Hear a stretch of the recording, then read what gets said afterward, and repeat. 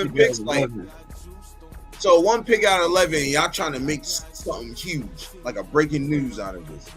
We already know y'all don't really rock with Tom like that because y'all think, all the other stuff. And we know that y'all don't really people don't rock with Shador like that because of, how he acts and his antics and stuff like that. But bro, I'm just getting sick of it, bro. Like, can we just, just have a good offseason where ain't gotta be no craziness. Like no drama or nothing, you feel me? Like he already said, look, I talked to Shador, had a nice little long conversation with him, told him what he had to do when he gets there, tell him how to be the leader of the team and all that good stuff. And I think they should just wipe their hands with it and be good with it. Mm-hmm. Yeah. So go ahead. The thing about that shit is there's too many Shador Raider fans, and that shit's gonna be with us all year long, yo. Like anytime, if Gino's fucking up or he ain't the dude we think he's gonna be or everybody expects him to be, everybody's gonna be talking, oh, we should have got Shador, Like that's just it's gonna be with us because of the Brady Shador thing. That's just gonna stick with us all year, and next year. And if he balls out, it's gonna be the talk forever. Oh, the Raiders fucked up Tom Brady. He blew the draft in his first ever draft, not taking Shador. Like either way we go, we can't win with that shit. So, I think it is what it is. But as far they gotta talk shit about Tom Brady either way, and the only way to shut that up is just win, baby. You know what I mean? Talk that talk. What you got on the Grave? I think I agree with Rebel. We started this from the get as Raider fans. We started this from the get thinking, well, Mark Davis said that he wanted, Tom Brady in the beginning when all this came into fruition, that Tom Brady was going to make some decisions about the team and all that. And I took heed to that, in the beginning stages of it. But I lost all confidence in that notion when he was kicking back with Stafford and we didn't do shit. You know what I mean? And he didn't get that. That was the first sign to me that he ain't got no say-so on what's going on. And then he said that he's going to make decisions in the quarterback. I didn't really care. Tom Brady is not known to be a talent evaluator or any type of GM type thing. So he's Tom Brady, and I don't think that I would rather trust a scout. Tom Brady's gonna know what he's doing or what he wants, right? We know that, but I don't think that he would be. I wouldn't trust him as much as a scout that's been watching people all the time. But I was already done with it. He's not gonna make this. So when Mark Davis said he's gonna make decisions for his quarterback, and then the draft came, we as Raider fans were Shadored out. Get Shador. We pushed it so hard. I didn't do it. I didn't want Shador Sanders. I didn't expect Shador Sanders to fall like he did. And I kind of think that I felt bad for the dude. And all he has to do is what Tom Brady said, he needs to work, take advantage of that, what he got, and roll with it. But if Geno Smith, this is where I agree with Rebel. If Geno Smith messes up, and we would have picked this guy, if we would have picked Shador Sanders, no matter what round it was, the first interception Geno Smith throws, we're going to be telling this guy. We're going to be calling for this guy out in the stands. Dumbass Raider fans that are probably used to not winning, they're going to sit there and want this rookie to go out there to think that he could save our team. Which wouldn't happen. Nobody's going to be calling for Aiden O'Connell. You know what I mean? It's just like it'd be the same thing. We know how y'all feel about my boy, the cerebral assassin. He has a long road, being picked where he did. And then I kind of think it works both ways with me. Him and his dad did it to themselves, and I thought, the NFL probably had something to do with it too. Owners did. If you come in there entitled and you don't say the right things, he thought he was saying the right things about himself. But football people are the same way. It's not going to change. The administration in football circles, the owners of teams, it doesn't go from another owner to a different person. Usually, it's family members that do that, and most of the members of those families have been there for decades and decades and decades. They're grandchildren of owners. They're so they keep those same rules to apply. When these administration people talk to these guys, you got to go in there like it's different. You know what I mean? Right. And I think that was him and his dad. I think he was going in there like he was entitled to be a number one pick. I didn't think he was, good than some of the quarterbacks that got picked ahead of him. I thought he was than some, but it would have been very weird that he would have came to us, and it just showed me that Tom Brady did. Tom Brady's making an excuse for himself why he didn't pick it. I didn't have nothing to do with it. That sounds like an excuse to me. Yeah. He could have said, "Hey, I want to get Shedeur Sanders." He could have said that, but he didn't. He left it to the people that know what they're fucking doing to do it. So he could have stepped in and said, "Get the guy." As an owner, minority owner, but he's not an employee. He's an owner. So those guys are employees that are picking these people. So it's like. He probably thought the same thing that he worked out with them. He worked out with the guy. He has a relationship with Dion. He has a relationship with the kid. But you got to think really. That was an excuse. I had nothing to do with the process. When we were told that he would, we were told that he would as far as quarterbacks are concerned, and then we ended up getting this guy in the fucking 6th round. That has a long road ahead of him. He has a long road ahead to beat out people and. It's unfortunate what happened to Shedeur, but I think it works both ways. He fucked himself, and then the NFL got him too. So, but let's not get this twisted. If Tom Brady wanted Shedeur Sanders would be a fucking Raider. There's no doubt about it. If Tom Brady thought Shedeur was the guy for this franchise and this future, he'd be wearing silver black number 12 right now. But Tom Brady didn't feel like that was the dude, or he would have pulled the trigger. I don't care what anybody wants to say about it. It was spy tech and their shit. All he had to do was say, "Mark Davis, this is the guy," and they would have said, "Look, we getting Shedeur Sanders." Tom Brady didn't feel that was the guy for the future, or otherwise he would have stepped up and made sure that was the pick. I agree. There was a lot of people pissed off, bro. There was a bunch of people. Gabe, my homie Gabe was mad, bro. He wanted to get Shedeur. Everybody was mad because the nation. I ain't gonna lie. Thinking because Tom Brady had a connection there that it was a lock to get Shedeur. So did everybody else, though, Rebel. All those quarterbacks went to that same TB12 camp. You know what I mean? But they just didn't highlight the pictures. They didn't highlight the pictures of that day. Just Shedeur Sanders got the picture, but Cam, the number one pick in the draft was there. Dylan Gabriel was there. There was a bunch of these quarterbacks were at that same camp. So you just didn't see the picture. And all the attention was Tom Brady. It was with the Raiders and Shedeur Sanders. And I'm kind of glad it didn't happen. It was just media. It was just media made up shit. It was Raider fans and the media. That's what it was. Yep. And you know what? We tend to do that when we really want somebody. That's our downfall, bro. We always tend to do that shit. Like last year, Penix. Shout out Wasted. You feel me? But he was so pissed when we didn't get Michael Penix, bro. He didn't even give a fuck about the pick we got.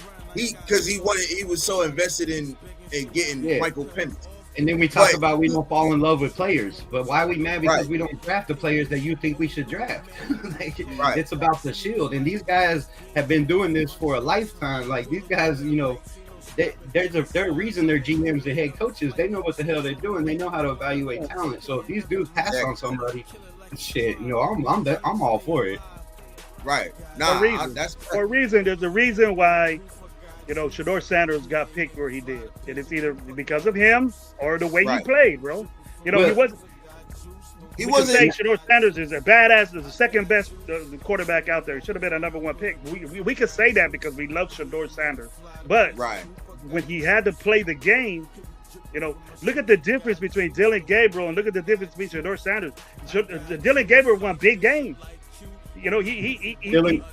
Shedeur Sanders didn't win big games, bro. Dylan Gabriel never threw over 7 interceptions in a season. Shedeur threw 10 interceptions. So who's the better quarterback in college? The attention was on Shedeur Sanders. It wasn't on Dylan Gabriel. Even though he had the number one team in the nation. The kid took I ain't gonna lie though. Colorado. I ain't even gonna cap though. I did not have Dylan. I don't think nobody had Dylan Gabriel in the third though. He was my 6th round That's quarterback. who he's fighting with. He has to fight with Dylan Gabriel now. That got picked higher Right. than him. That's going to get more opportunity than him. You know, Right, you because stick he's around, last. you running, He's last on the chart, right? If I'm not mistaken. you're running scout team, bottom bro. of the totem You're pole. playing. Right. You're running scout team right now, basically. I think You know, I think Cleveland did that on purpose though. I think they picked him because they knew, like, all right, we're just gonna pick him because we had multiple chances to get him. Everybody's saying that we're supposed to get him, and then they pick him in the 5th, where basically is like you're not even barely going to get no reps. backup. You're backup. You know what I'm saying? Once they got to that position, Here's the thing with that is I believe they're going to get more reps than people think because Joe Flacco's 39 years old. He don't need the rep. You know what I mean? That dude came off the bench sitting up on his couch for 2 years and came out and threw 4,000 yards, bro. Like, this dude don't need the reps. So if they were smart, if I was Cleveland, I'm giving all the reps I could possibly give to Shedeur Sanders, to Dylan Gabriel, to Kenny Pickett. I'm trying to get these guys as many reps because you don't know what's going to happen with it. You don't know what's going to happen with a 39-year-old Joe Flacco. That dude could get injured on the first play of the game, like did, like Aaron Rodgers did 2 years ago. Like, so you got to get these young kids as many reps as possible and have them prepared because you don't know what's going to happen with that old man. Nah, facts. And Joe Flacco, that hasn't happened to Joe Flacco, Rebel. And every time he gets in the game, he does shit. He's doing shit. Because he's durable. He's really durable. It could happen. You're right. But when you get older, though, them hits, they feel different. Nah, you're right about that. Them hits feel different. When you 40, you keep talking about Dylan Gabriel and Shedeur, but we all forget about Kenny Pickett. Like, Kenny Pickett get ball, bro. Like, he can ball a little something. So they really have to worry about him. To be honest with you, I don't give a shit about all three of them. Nah, I mean, I don't either. I don't either. I hope Cleveland fucking sucks, bro. Cleveland sucks, and they're always gonna suck. And then they make bad decisions. Dude, they got a $250 million guaranteed contract, and we haven't even talked about the dude yet. Right. They got to get rid of that dude, and he has to beat out that guy. You think Shedeur Sanders is gonna beat out that guy that's getting paid $250 million guaranteed?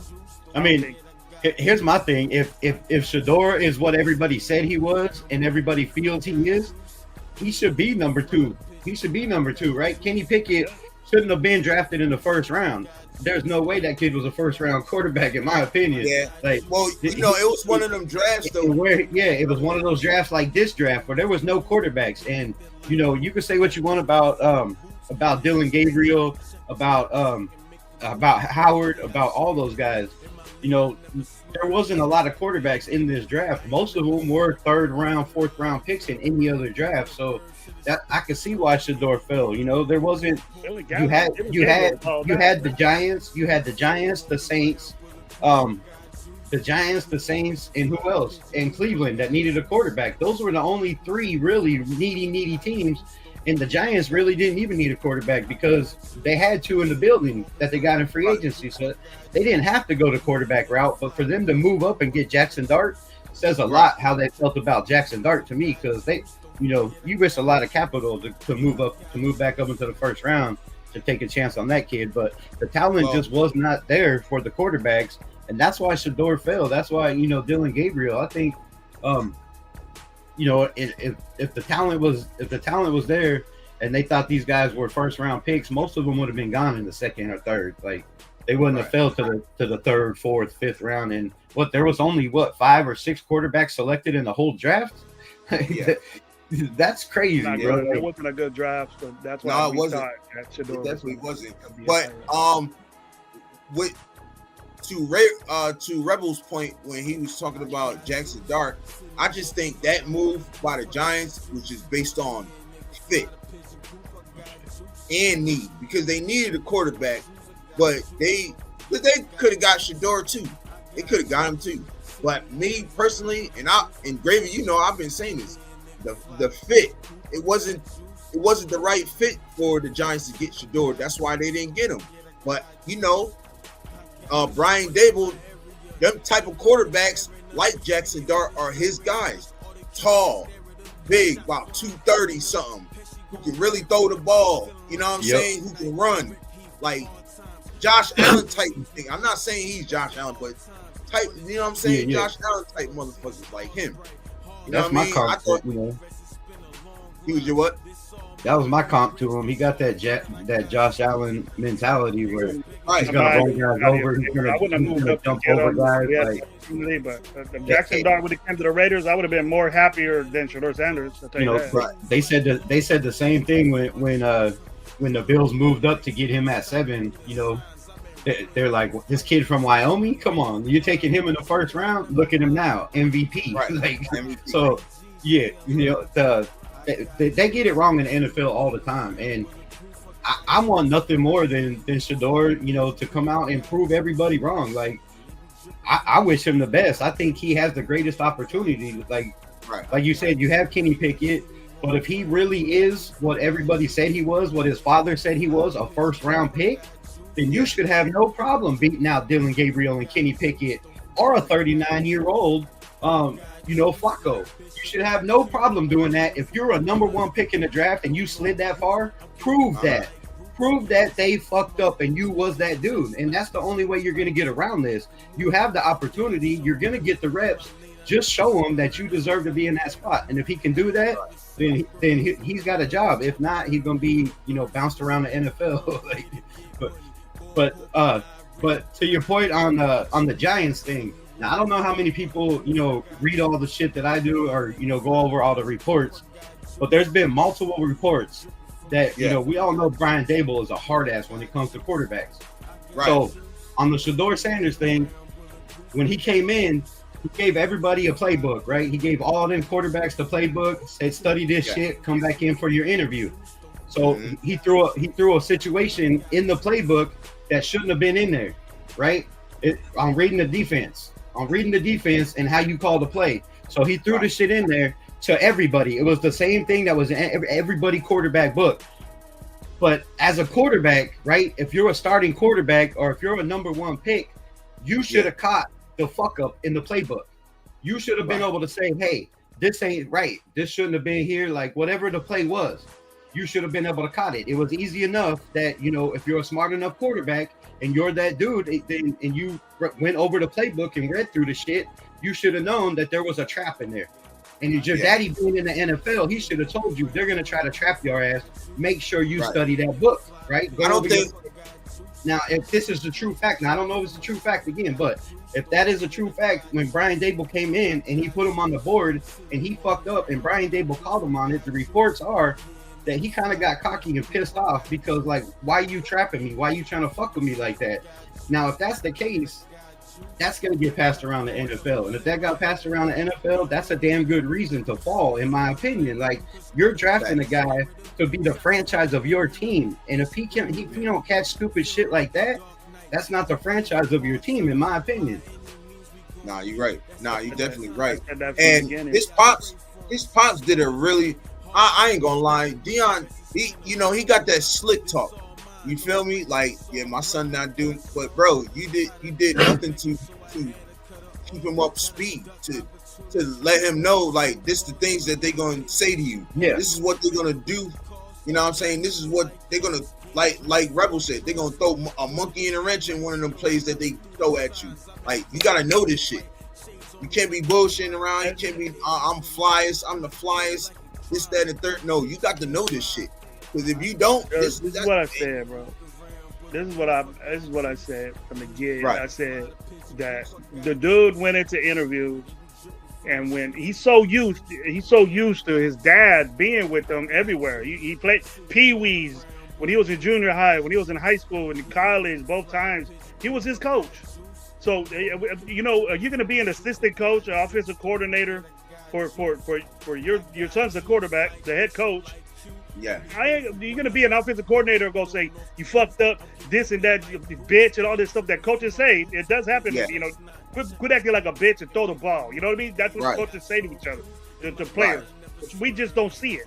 But the thing is, you think a coach under Deion Sanders is gonna be? They're afraid of Deion. They're afraid of their jobs, and the dude has never been pressured like that. You know what I mean? No. But when they get Shedeur Sanders in a locked room like these teams did, and he ain't got his daddy with him, he got pregnant. What do I gotta say? Unprepared. The only thing he has to say is, "Oh, I'm legendary." He wants the team to be that. You ain't legendary. You ain't this shit. Right. You ain't this shit. And then this legendary and the money side times 2 and all that stuff. That ain't nothing, bro. You got to perform, and you didn't. And he didn't perform, bro. He didn't win big games. He didn't win a bowl game his whole college career. But he has the HBCU, he went to the championship twice, didn't win it. Nope. Didn't do nothing the first year at Colorado. Won more games. Didn't beat BYU in that game, and it got smacked. So what done? And then I felt bad. I didn't think he was a top-notch quarterback from the get. Yeah, right. But it was thrown to me. It was pushed to me by his father and him that my son's good. My son's the #1 pick. Raiders, this and that. So you had to talk about it. We had to talk about it. The Raider Nation got so pressured on getting the guy that in the beginning stages of this dude, he's still in college, we were saying tank for Shador. Right. And that pissed me off. Because I was saying I wasn't seeing things that this guy's an elite quarterback. He runs everywhere. He's running for his life. He was running for his freaking life. And he made plays because he had the best college player, a Heisman Trophy winning player, catching these balls from him. You know what I mean? Right. So I just didn't understand all the hype. I understood the hype, but I just didn't get why him. There was better quarterbacks out there. There's better quarterbacks out there that got picked before him that did more for their team in one game. Howard's a big quarterback. He's got a good arm. He can do all this shit. He reads defense as well.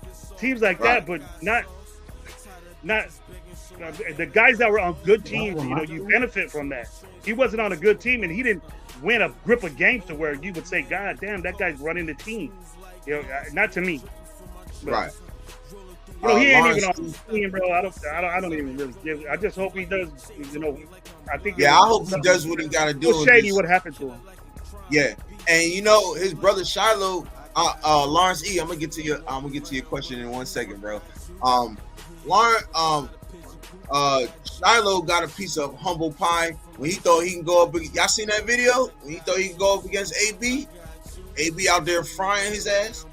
And then he goes to Shador and says, "Hey man, I'm not gonna rap no more. I'm gonna take this serious." Bitch, you should have been took this shit serious, bro. You should have been took this shit serious, bro. Like, what was you doing?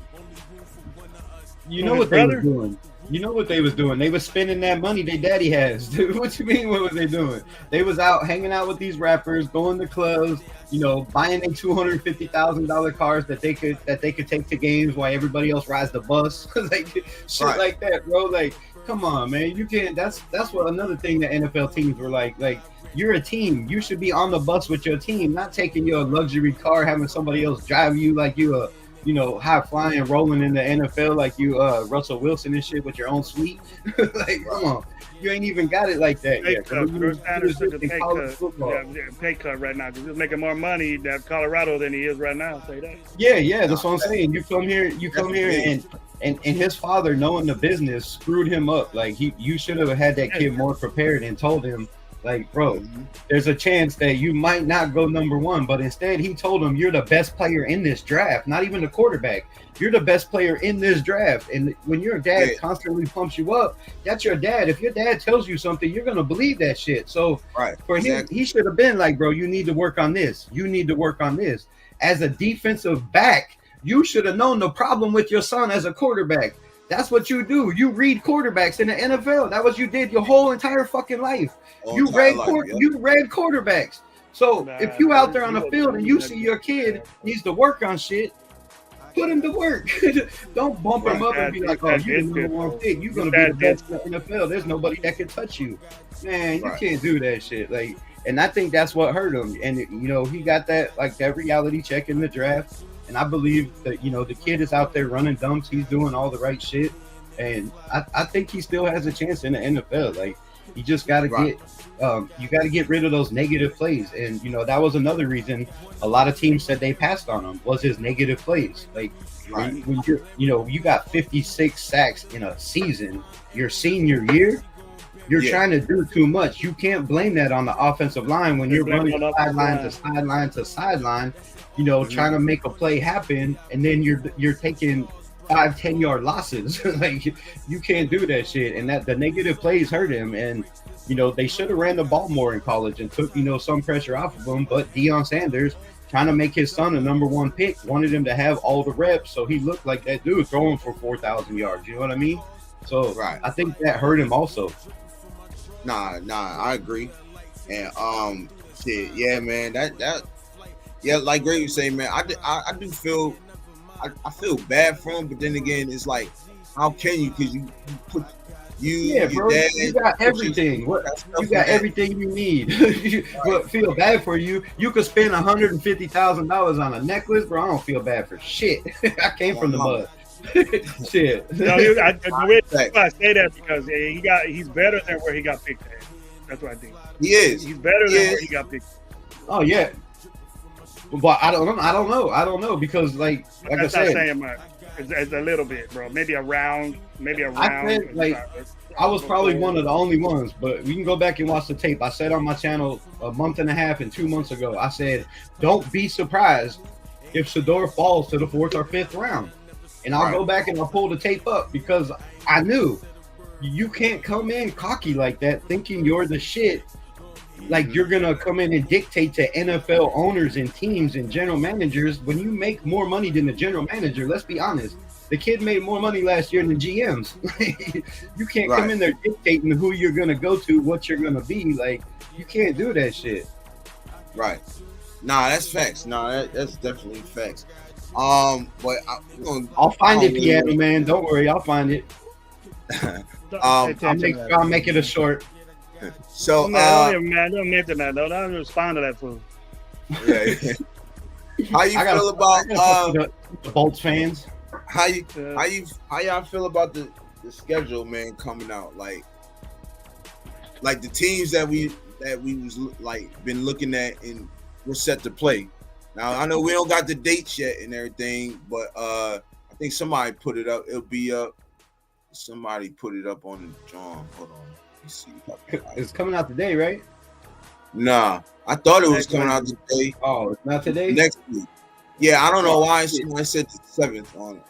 I was reading something. It said the 7th, but it's the 14th. But I can't wait till the season starts, bro. Because I see these teams is really going. I know the teams is going to test us. You feel me? But I want to see us, against the elite teams. I want to see how we do against the elite teams. I don't really care about the bottom half teams, bro. It's all what we do with the elite teams. You know what I'm saying? Can we put up a fight? Can we put on a show against them? Can we show them, like, look, this ain't the old Raiders. This is the new Raiders. Like, I think we already got that. I think we got that alone just with the coaching staff. Like I said on my live last night, and in your live, like the coaching staff matters. The mindset, the mentality, that shit means something. And it meant something when John Madden was the coach. It meant something when Tom Flores was the coach. And it hasn't meant much since then. Like, let's be honest. Like, that shit meant something. Those dudes played for, like Tom Flores played for the NFL. He played for the team. Like, people that play for this team, even Art Shell, like, shit, we were nasty then too. We might not have had the greatest record and shit, but we had that mentality then. So I think that's been lacking for a long, long time. Ownership that knows what, management that knows what they're doing, guys that know how to draft, that know how to bring not just talent but the right characters in the building. Because the NFL is, you say whatever, it's a 99% talent. To me, I don't think so. I think it's a lot of mentality and character. Like, we know how many guys get drafted in the first round that are bust because they don't have that dog in them. They don't have that work ethic in them. And they, they were that guy in college. And then when they get to the NFL, they're expecting shit to just fall in their lap because they was the best player on the field in college.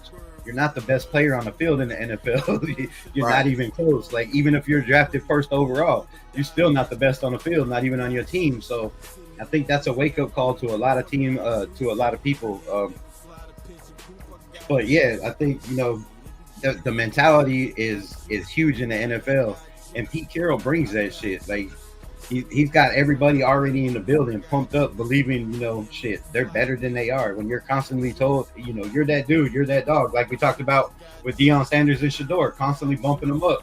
Like that's what's going to be in this building. Pete Carroll's always going to be loving on those guys. Hey, good play, bad play, and and I think that's going to change the mentality. Like these guys are not going to only want to win for each other, but they're going to want to win for the coach. And when you run through a brick wall for your coach, man, if you played ball, how shit. If you got a whole team that's willing to run through a brick wall for your coach, it's hard to beat. It's hard to beat. Nah, it's facts. And I think like all our players is right now, I really think they're bought in and they're invested in this. Like, you know what I'm saying? Because we all know what Pete Carroll brings to the table, y'all. Like 2 Super Bowls, national championship. You know what I'm saying? Like, we know the guy's resume, how many times he's been to the playoffs, how he's changed, like lower draft picks, like 5th, 6th round draft picks and turned them into, really good players. So I'm sued, bro. Like I said, I've been saying this. Gravy, I've been saying this. Yo, this coaching staff is going to be everything for us, bro. You know what I'm saying? When it comes to developing and putting these guys in the right position to succeed, bro. Like we haven't had that in some years. You know what I'm saying? And it's so exciting because it's like, yo, I remember when we couldn't even develop a motherfucker in the last couple of years.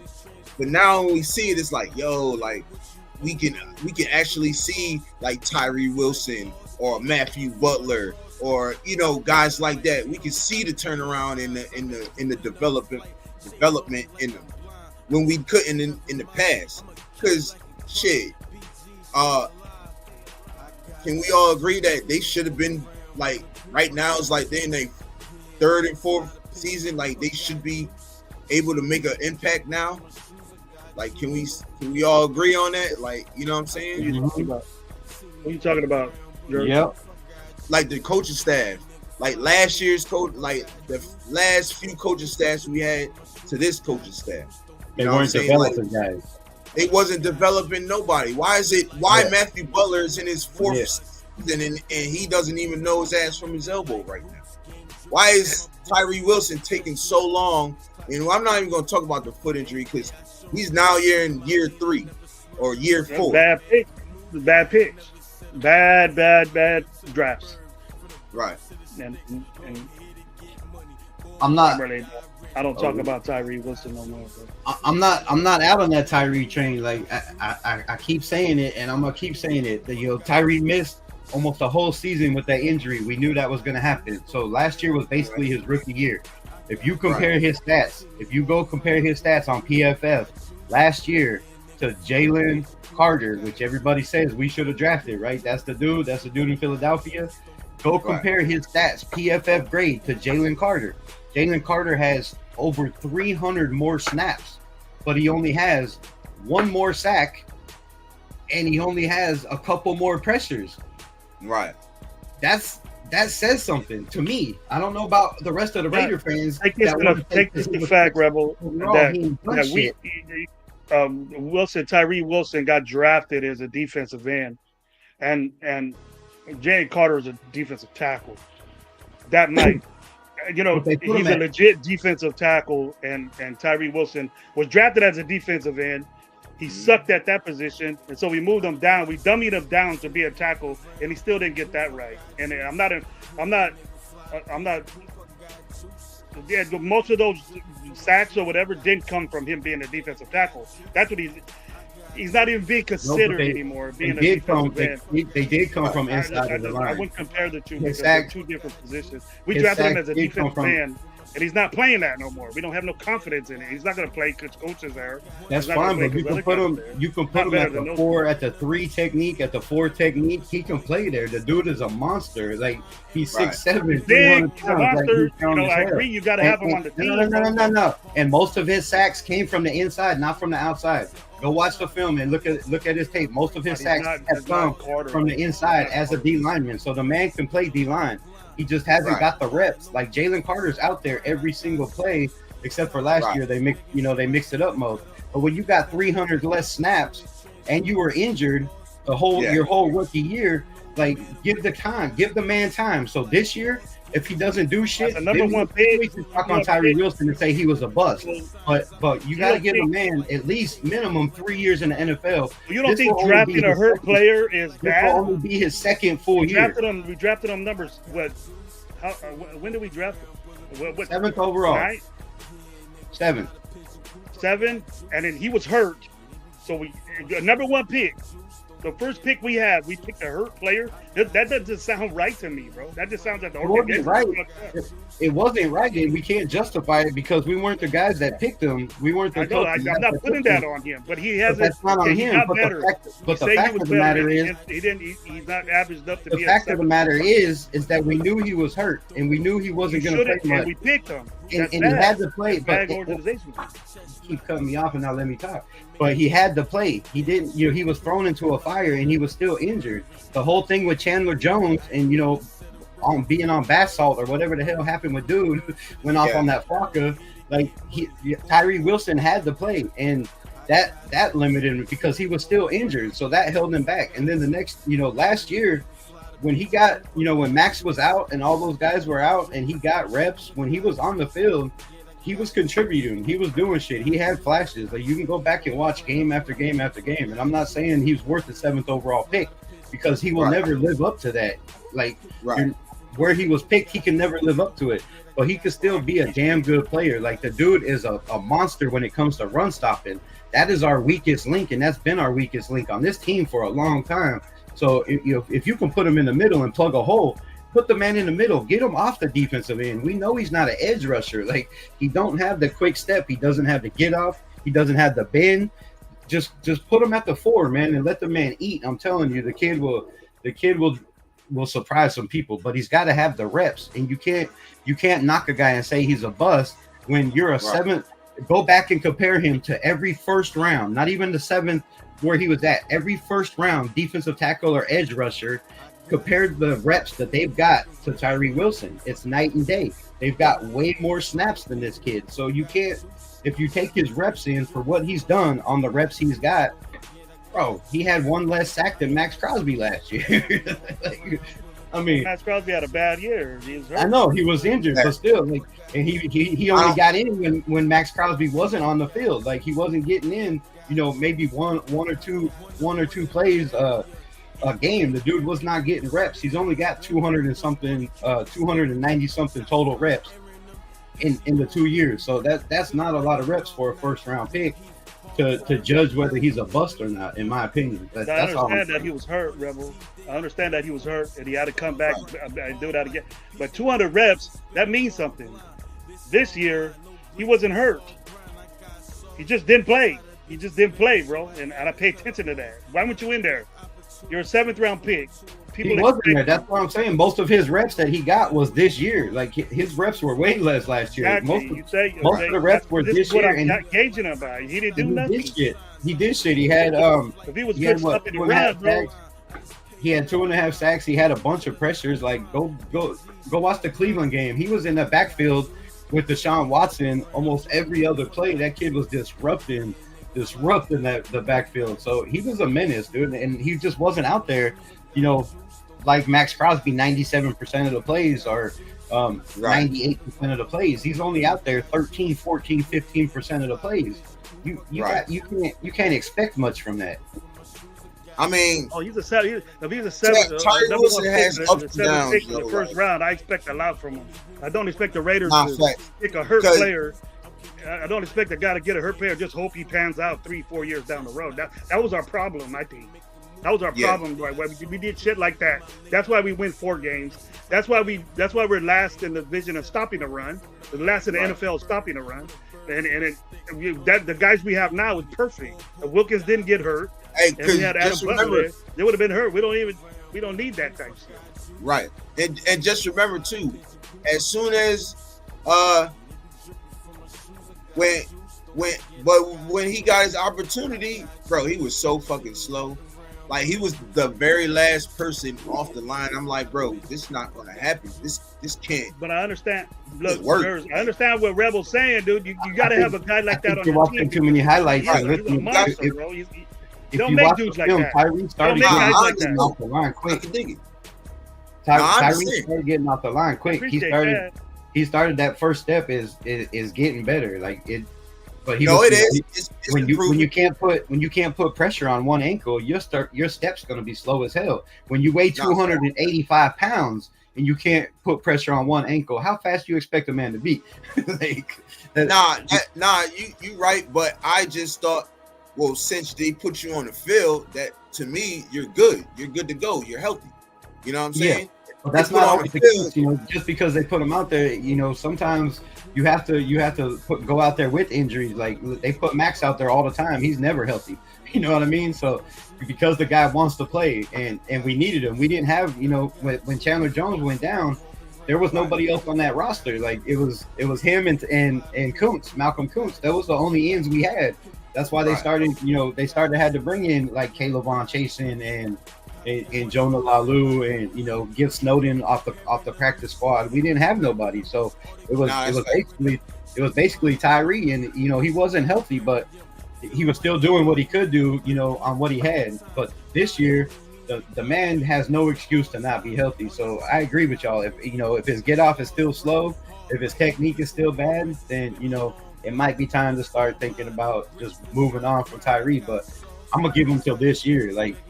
You know who I like? Just because that first year, was rough. Fourth year or third year? This will be his third year, but it will only be his second full year. You know what I mean? Well, he only had 6 games the first year out of 17. He only played in 6 games, so this is only his second full. This will be his second full year. Like, he hasn't been out there 4 years and sucking ass. It's been 1 full season in 7 games. He's a 7th pick, bro, in the draft. Yeah, but he was a 7th pick, but he can't control that. That it was a bad pick. We're not arguing that. I've agreed with you. Everybody agrees it was a bad pick. Picking him at 7 with the guys that were on the board, I mean, fucking was absolutely stupid. Right. But getting rid of him. That's the thing, though. We said, he was. I don't even know why. I mean, we're talking about this dude. He's not going to matter. I hope he does. I'm cool for the time. But if he does, I hope he does. We got 13 defensive ends on this staff. I want this tank dude. I want this tank dude to blossom. We picked him high. I want Tonka. Tonka Truck. These other guys. Yeah, Tonka Hemingway. Yeah, I like him too. But I like. Now I know about, but the UDFA I'm really high on. I really like. And if I'm gonna tell you this right now, if Tyree Wilson don't get it together, bro, I can see him moving up. Because Josh Joyner is I done did some extensive background work on him, bro. Like, I done did some, man, the man loves to strip the ball. Give me that. That's all, I done seen like 30 plays with him. I done did about 2 hours worth of film on him, right? I done seen about 30 to 40 plays where he's after that ball. He gonna get that sack, but that ball coming out with him. He's a ball magnet. Man, bro, he like every time, bro, is like, yo, I like Bull, man. What is he, like 6'5"? I think he's pretty tall too. And he's fast. His get off is crazy. Extremely quick and powerful, bro. He has that that double swat where he's swatting one hand and pushing the other one, and he just knocks people out balance. You can't even, like, he's gonna be crazy, bro. If you put him next to Malcolm Kuntz and Max Crosby with Christian Wilkins and those 4 front in a NASCAR package, Lord have mercy. Lord have mercy. Yeah, man. Dude's a monster though. Like I like him, yo. I can't wait to see what he got going. You feel me? Like, cause I can't wait to see these guys on the field now. Like, you know what I'm saying? Like, we got some good UDFAs though. Like any UDFAs that stood out to y'all? Yeah, Jaw Joyner, the Mello Dotson. I think Mello Dotson. I don't know why he didn't get drafted. I really like this kid. He has a lot of potential. 6'1", another big dude, kind of lengthy. Not the fastest guy, but he's one of those ball hawks. He's constantly around the ball, stripping the ball, swatting the ball. Shit that we need. Like a lot of these kids. I'm an Arkansas boy, so I got to root for my boy Hudson Clark at safety. That's another kid that kind of like Mallet. He's just an athletic kid that you can put him at a couple spots. So another guy that just could possibly make this roster from athleticism, and start out on special teams and maybe eventually turn into that safety or that nickel guy. But that's a long work ahead. But yeah, we signed like 13 or 15 after the UDFAs, just guys to bring into rookie minicamp also. So right.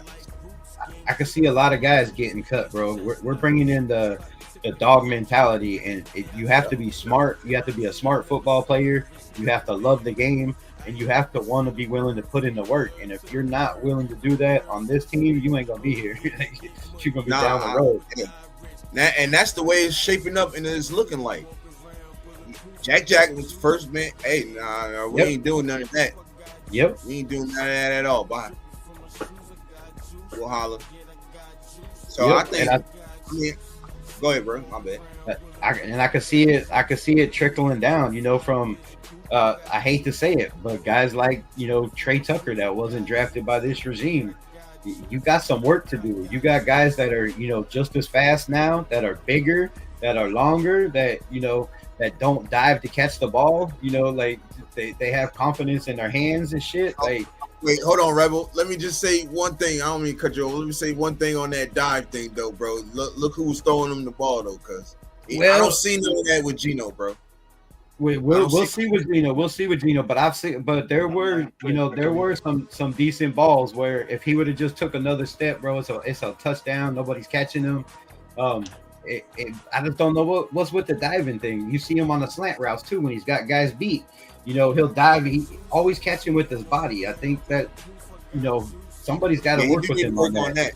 Catching with the body. You got to catch with the hands, and that's everybody we've brought in. If you look at the receivers, the tight ends, even the quarterback Mallet, like man, all these guys catch the ball away from their body. They're not using their body, and I think that's a downfall for Trey Tucker. I love the kid.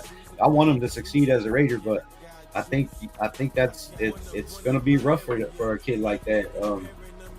When you got guys that can catch, that can create separation, right. that can get yak yards. His yak yards are horrible. Like he's one of the no yak yards. When he catches the ball, he goes down, by himself without even being touched or tackled. That when you're not using your speed that way, and maybe they could fix that. I hope they can, but I could see guys like that, being gone. Like I said before, guys like Thayer Mumford. I mean, is there going to be a spot for him on this roster?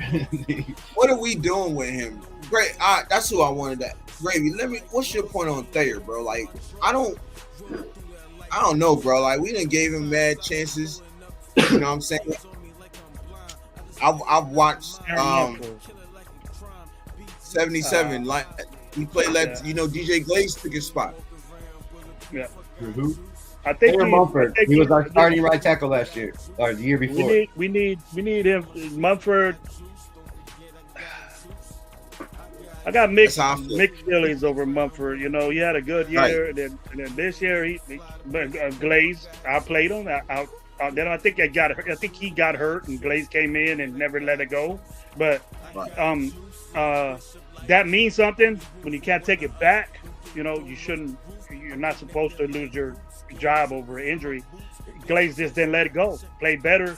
I think as far as tackle depth, I think he can stick around.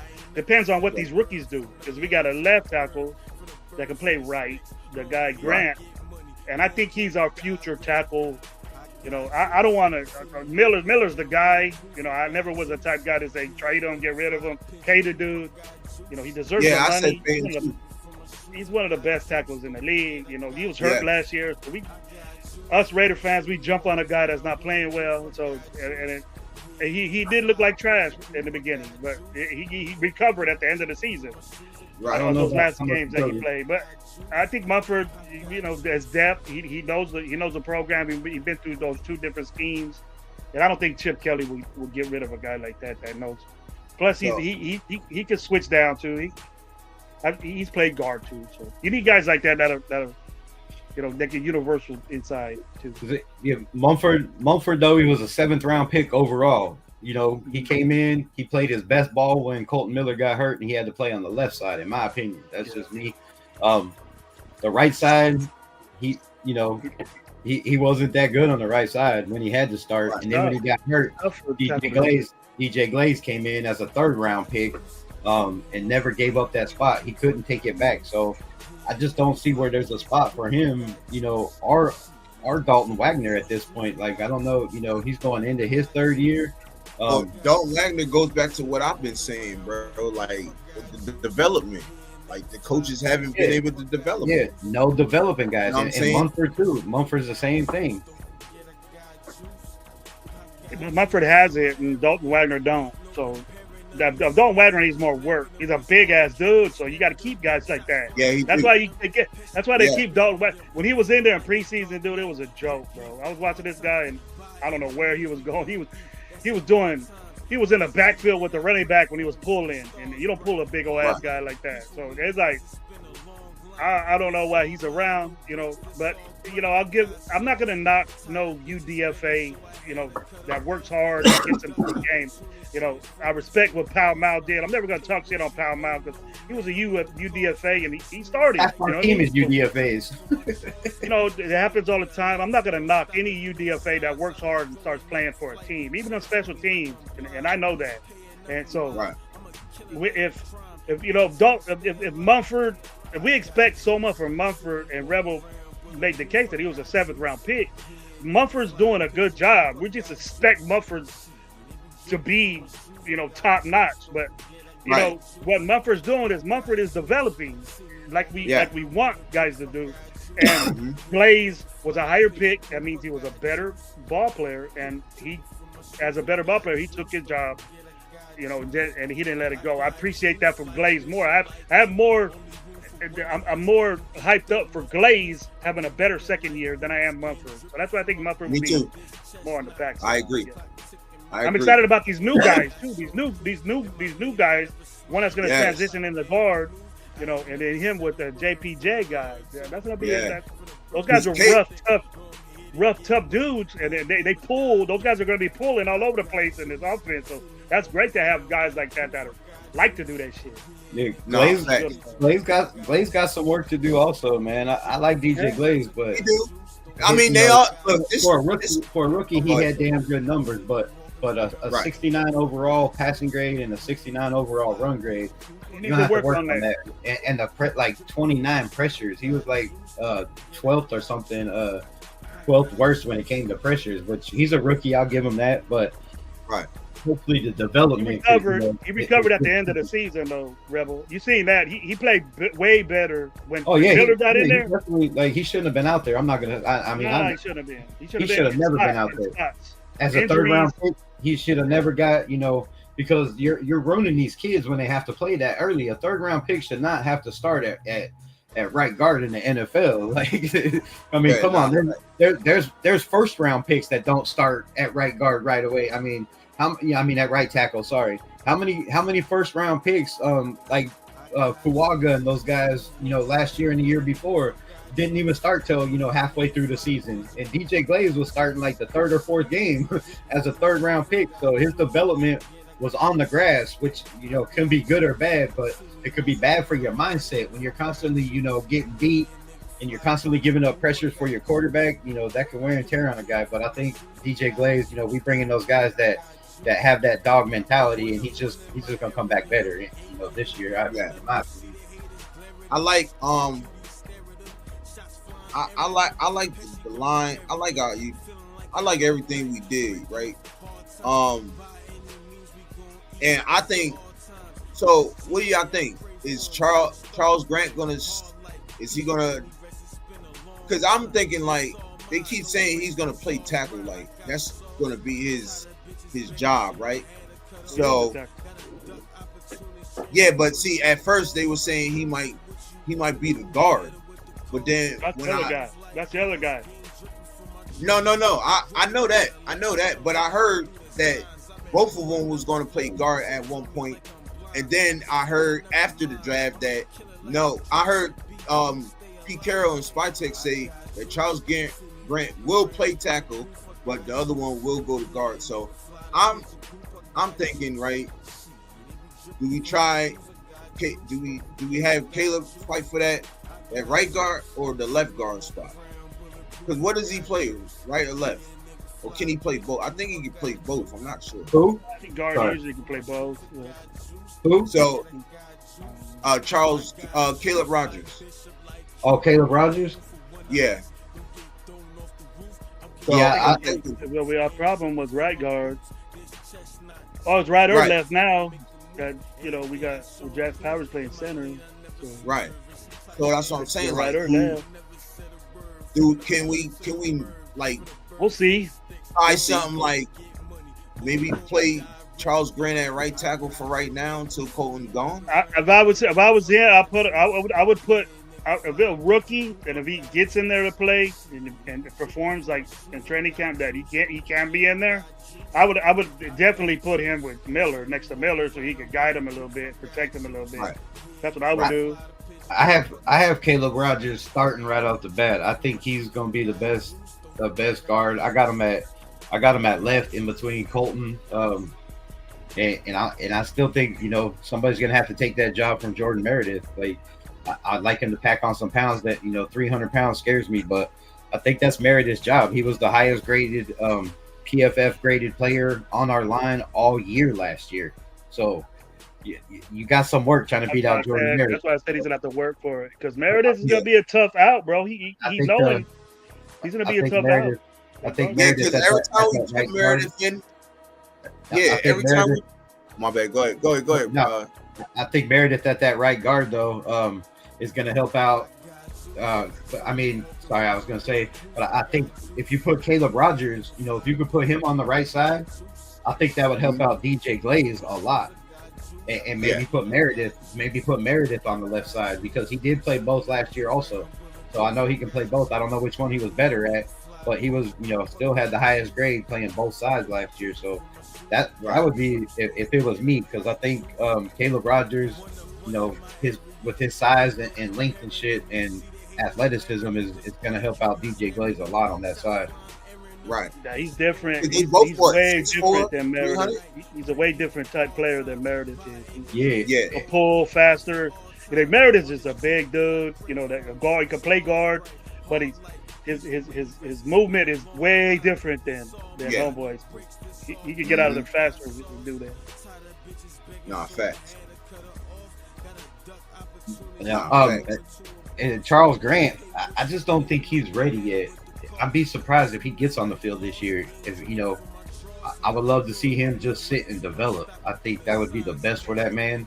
If he has to play, then play. But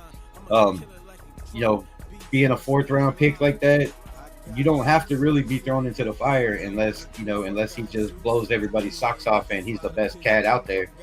Then you have no choice to play him, right? But if it's iffy, I would let that dude sit back and learn all positions, right? Put him at guard, put him at tackle, put him at right tackle, throughout practice and camp and develop that guy, see where he's best at, because that dude's going to be a menace on the offensive line with his strength, bro, and his athleticism.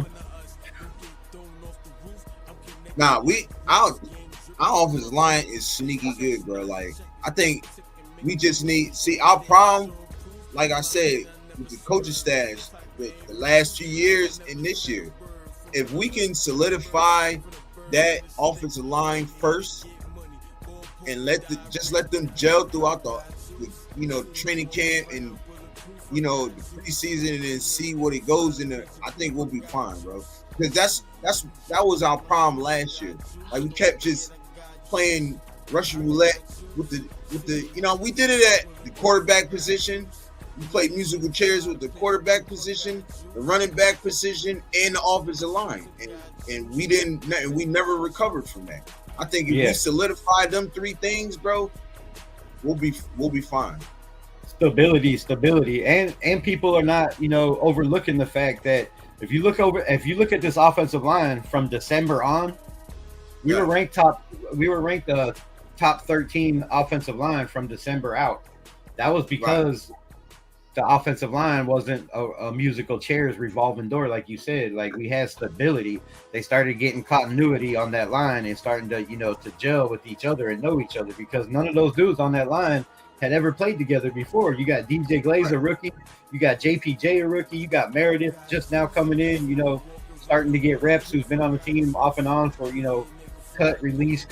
So those guys didn't know each other. And the more they got to play together, that line started getting pretty solid. Like, our running game started stepping it up a little bit more. I think Amir Abdullah had over 100 yards rushing one game.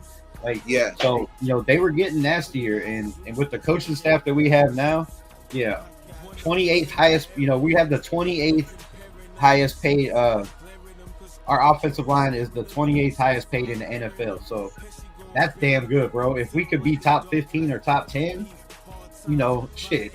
I mean, even top 20 would be good for what we're paying our offensive line. The 28th highest paid. That's pretty damn good. So I'm super stoked about this line going into the year.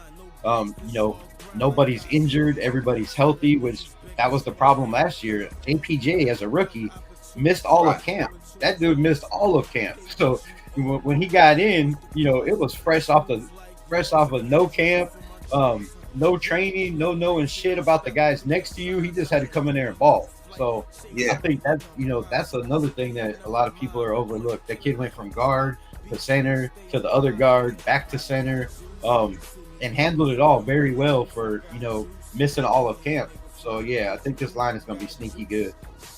Yeah, man. I think so, man. Like I was saying though, if we could solidify just the things that we fucked up on and was shuffling around like crazy, we'll be A-okay, because not just like we knew what we wanted in the draft and in free agency and coaching staffs and everything, we know what we want to do and who we're going to play, before the season starts. So I'm cool with that. I'm cool with that. With that, bro, I'm not worried about who we play outside, but our division, bro. We went 0-6 in our division. Yeah. So I want to win those games first before I start talking about anything. If you don't prove that to me, then we're just gonna be. We gotta win. We gotta win games in our division, bro. It's embarrassing how we won 4 games and we went 0-4 in our division. And for people that were saying give these coaches staff another chance and shit, I was just like, well, what are you talking about, bro? We went on a 10-game losing streak, bro. Who survives that? Who gets another chance to do that? It was just weird to me. And then I think right now we're better than that. We're making right moves, and we just need to win before I even think about beating the NFC East teams that we're gonna play or whatever. I want to win. I want to beat our division, bro. I want to beat 3-3 in our division is dope for me, bro. That's a big improvement for me right there, and that's what I want to do. Or we could sweep a team or two, do that. You can. Who I want to get more than 6 touchdowns in rushing. Rebel brought up the fact that our offense was high rated. Yes, they were, but it wasn't. The running game was so bad, almost at 0%. That our passing, because our quarterback was throwing the ball 40-something times a game, probably, that it made it real high. And they were good pass protecting team. No matter how long our quarterbacks held onto the ball and did all that shit, it wasn't really the offensive line's fault. But they played good.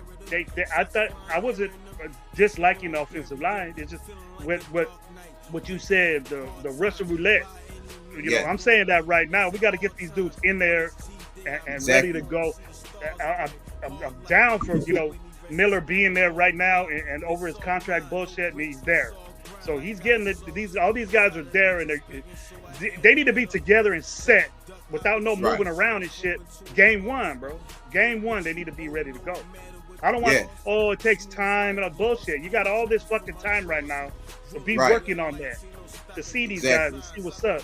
I don't want to wait till game 3, 4 to, the offensive line ain't got their shit together. I'm not, fuck that. I'm done with that shit already. Done with it. Nah, and it's going to make a running game. You know, we're going to have a little bit of a running game no matter what Anson Jeffy does. You know what I mean? A little bit. It's better than a little bit. A little bit. Don't you put that out there. I'm not, like on my shows, Rebel, these idiots in the chat are saying he needs to have 1,600 yards or he's a bust and shit. I go, man. We're so lenient on all these other motherfuckers. We're so lenient on these guys. You know, Gibbs didn't have 1,000-yard rushing when he got picked.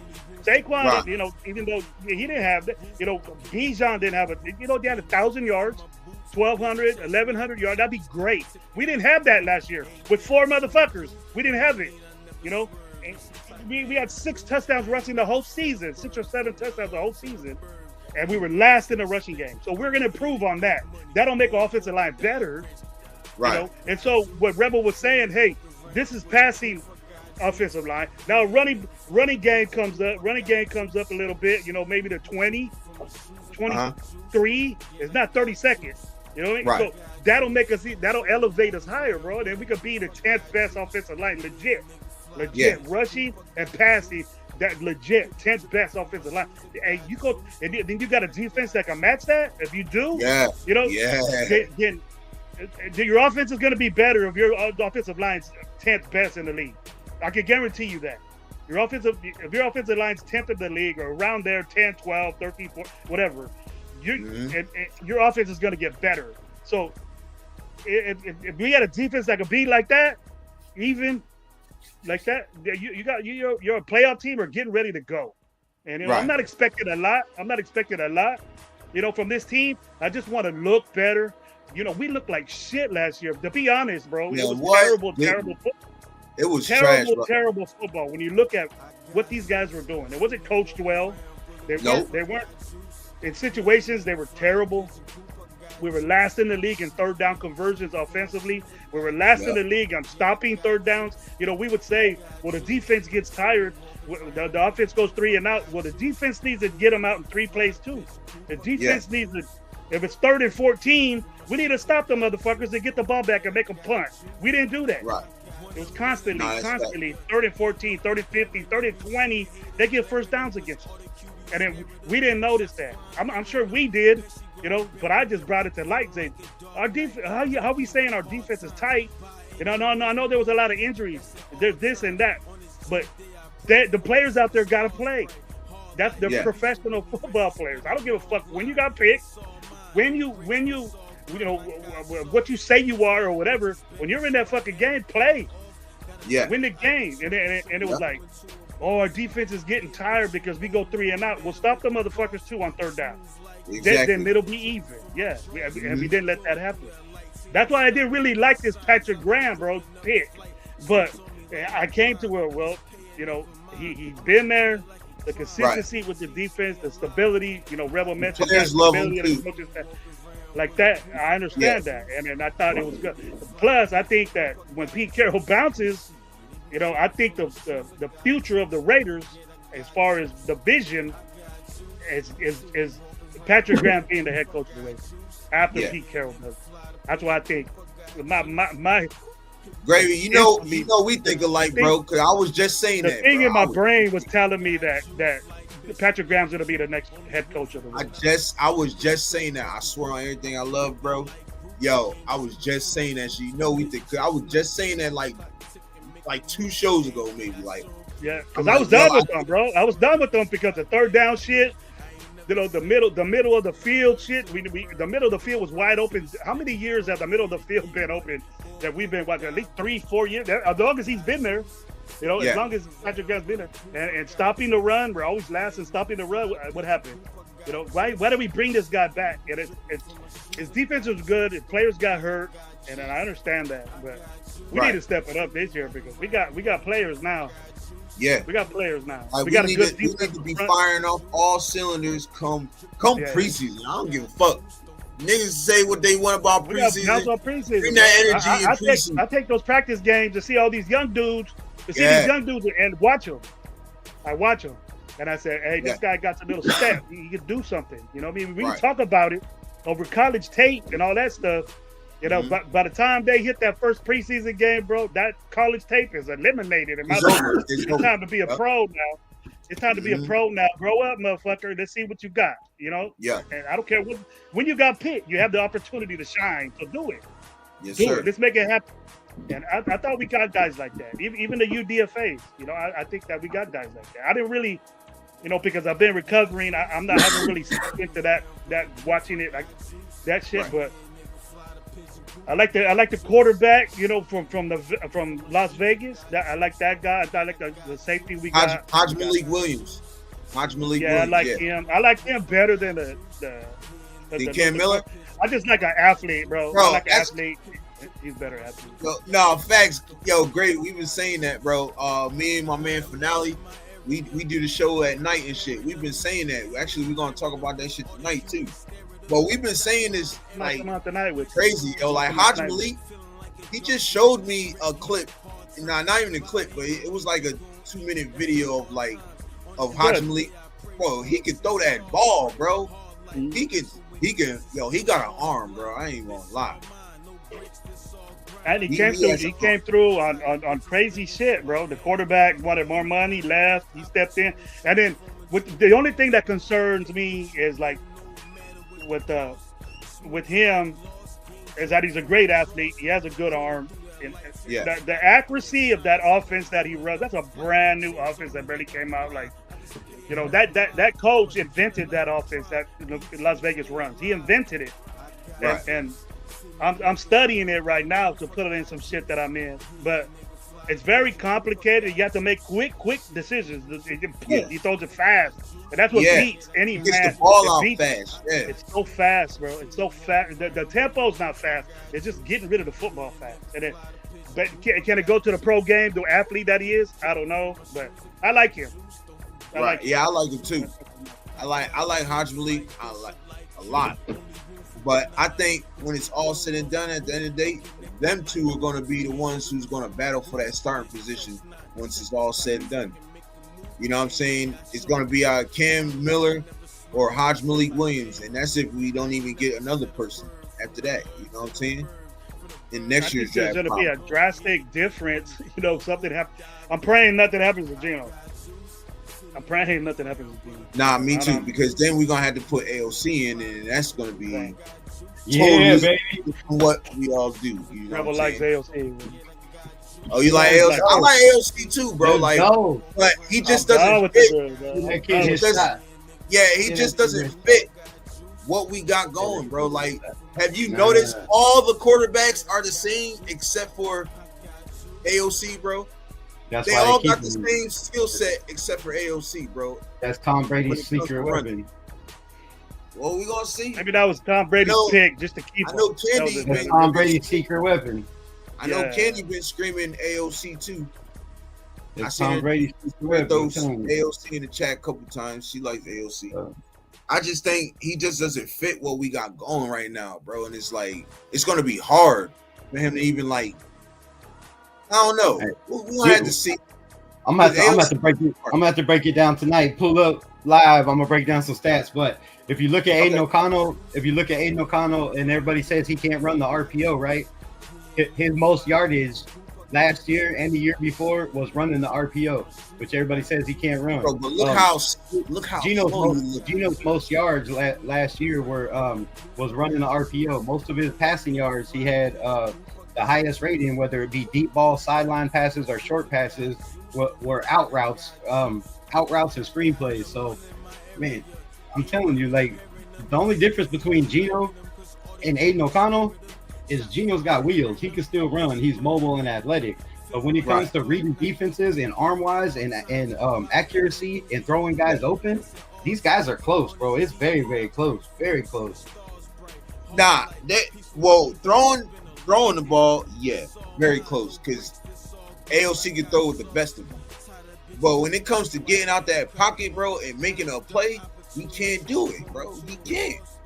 He can't. I ain't seen it yet. I ain't seen Gino. He got better at that shit last year, though. He was rolling out. He actually had more positive yards last year than negative yards. That's taking sacks and shit. Like we seen him roll out and have a couple. You know, I'm not saying it was hideous. It was ugly. Like one of the announcers said, it looked like Bambi on ice. So. You know, I'm not saying dude should roll out. I'm not saying he should roll out of the pocket. But he rolled out and got a broken in. But the point is, Tom Brady never rolled out of a pocket. Tom Brady stood in the pocket and threw the ball because he had an offensive line and a running back that would protect him, and he had receivers that could get open and they got the ball out quick. Aiden O'Connell could do that.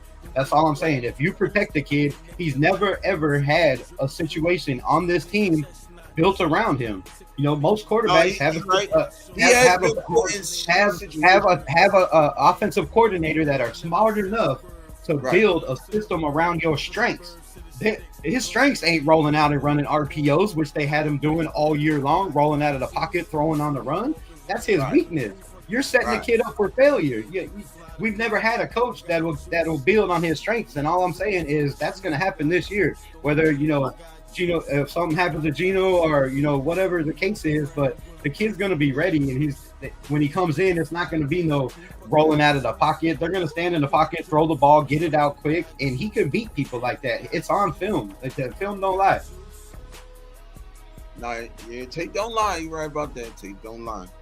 Yo, and also Aiden O'Connell is 6-1 as a Raider when they run for 100 yards with him as a starter.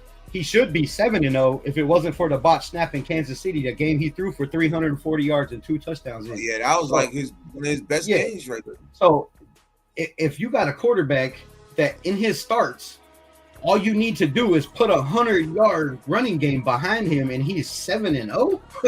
Like, come on. You don't get that in the fourth round. You don't get that in the fourth round from any quarterback. So that's why he's still on the roster. That's why he didn't get traded. That's why he is still here. The kid can play ball. And I guarantee you, Pete Carroll and the coaching staff, Tech, all these dudes recognize that if you put a system around him where he don't have to roll out, where he can just stand in the pocket and read defenses and pick teams apart pre-snap, because he will. He knows he's very decisive with the ball. He'll beat you pre-snap. The kid is very intelligent. So that's all I'm saying. Athletic-wise, yeah, I'm not going to argue shit. I'd be stupid, too. I ain't got – but like even what you said with the passing. I got to build no team around Aiden O'Connell. I got to build my team around Aiden O'Connell. He's good where he's at. He's good. He's perfect to where he's at right now. That's where he's easy. He's a good – he's – where he's at? I came to the conclusion, right, like, okay, he's good as a backup right now. You know what I'm saying? He's good for what we need right now. You know what I'm saying? Yeah, he should have never been a starter. Right. He was a fourth round pick. He should have never had that pressure on his shoulders as a rookie to start 12 games or 10 games or whatever he started.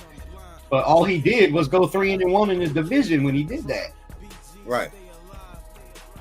Nah, that's facts. That is definitely facts. He put up 64 on the Chargers. Nah, definitely. He put up 4 touchdowns in the first half. Hey, you know how many? Look it up. Rebel, look it say up. Say it again so PM man can hear you. Cause look up how many quarterbacks have thrown for 4 touchdowns in the first half in the NFL history. Right. It's not a long list. Nah, facts. With the no offensive line, with the no running game, with no number 1 receiver. Like, come on.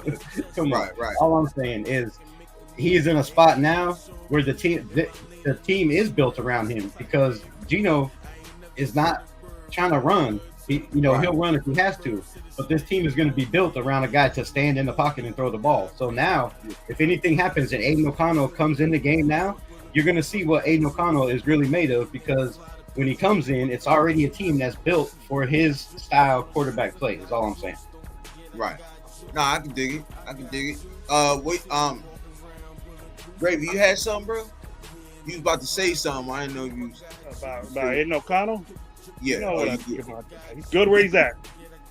Good where he's at. I ain't gonna build my team like, yo, if Aiden O'Connell. I think Aiden O'Connell can do what Chip Kelly does, but I don't think Chip Kelly's intentions. You know, that's why they got Geno. Right. You know, Nah, and then it could be personal thing because of Pete Carroll, but I would have been very skeptical about this team, and we would have gave Aiden O'Connell the chance to start for this team this year. I would have been talking different. No matter who we drafted or whatever, I would have been talking different. Right. I'm just happy we got Geno. I'm not disappointed. I understand what he's done. I appreciate that. You know, as a 4th round pick, I appreciate what he's done. I know he was thrown into some bullshit, but you know, I just don't. Him and you know, just you can don't put all the believe in our team and our players on our team. Whatever. It just doesn't make sense for me as far as don't believe in the cats on our team. Nah, facts. Blending in. I'm just glad we got Geno. Yeah, well, I hope that turns out. I hope it turns out like everybody thinks. You think? Because Geno was sacked the most in the NFL last year, even with his numbers. He still had 15 interceptions. He still had 6 fumbles. That's 21 turnovers to 21 touchdowns. Now you could say that he had a rough offensive line and running back, but you're coming into a same team that we all kind of say is in the same position, right? We don't know about the offensive line. You know, he has weapons galore, but is that offensive line going to hold up where he doesn't have to run around and you know get sacked trying to make plays? Well, I think to be honest, I think our offensive line is better than Seahawks offensive line, and we have better offensive line than the Seahawks. As far as like, I think this is gonna be better, bro. Like, you gotta remember they changed the scheme for Geno. Once Pete Carroll left, bro, like even Pete Carroll's last year there, they changed offensive coordinators. And the offensive coordinator that they chose wasn't the right fit. You know what I'm saying? And that's why I think that they didn't have a good year, Pete Carroll's last year. Because the whole scheme fit. They changed up the whole defense also too with defensive coordinators. So, you know what I mean? And one point I want to say out too that Rebel said, I don't know if it was Rebel or you, Gravy, one of y'all said it about Patrick Graham. Patrick Graham is going to be running, he's not running his defense no more. He's going to be running Pete Carroll's defense, and he's going to be implementing some of his stuff into Pete Carroll's defense, and I think that's gonna help us a lot. I think that'll help us out a lot if they go that route. Because at first I thought it was smokescreen, like, nah, he gonna let him run his own defense. And then I kept hearing it, and I kept hearing it, and I kept hearing it, and same thing. No, he's gonna be running Pete Carroll's defense. Now it makes sense to me. You know what I'm saying? All right, I'm gonna be your strength where you was weakened at. You know what I'm saying? I'm gonna be strong where you was weakened at, and then you can continue to be strong, you know what I'm saying, where you was strong at. So it won't be no errors on the defense, if that makes sense. Y'all let me know. Well, George, it's kind of the same thing, you know. Pete's philosophy is similar to Patrick Graham's. You know? Right. They got a lot of DBs back there. Then they push up front. That's the main thing. They basically play zone, and if he's gonna do stuff like that, I thought they got guys for it. Right. It's gonna be not gonna be anything different. You know, Pete Carroll doesn't. What I've always said, and I know, is that head coaches don't want to micromanage their offensive defensive coordinators. You know what I mean? They let them do their work. They let them do their defense. And they say, hey, let's do this in game plan. You know, it's all built around Pete Carroll. But he lets those guys that get paid a lot of money to do their shit, he doesn't get involved in that. You let your system, and if you get involved in that, even though you are Pete Carroll, you kind of mess things up. Unless it's on the quick. If you're gonna make an adjustment during the game, that's fine. But as far as the game plan during the let Patrick Graham do his work. He's not bad. He didn't do anything bad. But it's kind of the same. That's why they kept him. You know, it's kind of the same thing. Same concept. A lot of zone. Same time. You play a lot of zone. You play man if you have to, but you really want to stop the run with the guys up front, get to the quarterback. And if they get the ball off, you want to be able to take it from them, cause turnovers. We haven't been good at that, bro. We didn't get turnovers, you know. And then that's what he brings. That's what Pete Carroll's going to bring to it. Is that? Nah, facts. And this coach staff, I think he's going to be, man. Pete Carroll's going to be fired up, bro. Especially when training camp come around. No, not even training camp. When the real OTAs and the rookies and rookie mini camp and then the rookies and the other guys, they join each other, bro. I'm telling you, bro, you're gonna see man. Pete Carroll gonna be stupid, man. He gonna be fired up, like, let's get it, and then that's just gonna fire up all the other guys, bro. Like, he's done that before. This man brung out the best out of late round players, bro. Like, who'd have thought Doug Baldwin was gonna be a elite receiver? You know what I'm saying? Who thought Golden Tate was really going to be like that? Like, look how slow he was. Golden Tate was dope.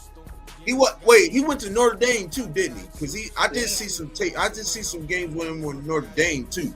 But he just worked his way up, though. Worked his way up, started, and he did his thing. Look at Richard Sherman, 5th round pick. You know what I'm saying? Converted from wide receiver to cornerback, one of the best cornerbacks in the league. I heard he Hall of Famer. I don't know. Like, he did have some numbers, Hall of Fame numbers, but I mean, he did have some numbers, but that means there's some guys before him that belong in there before he. Yeah. No doubt. I agree with that. But you know what I'm saying? Guys like Cam Chancellor and fucking what's the other dude name? The other corners.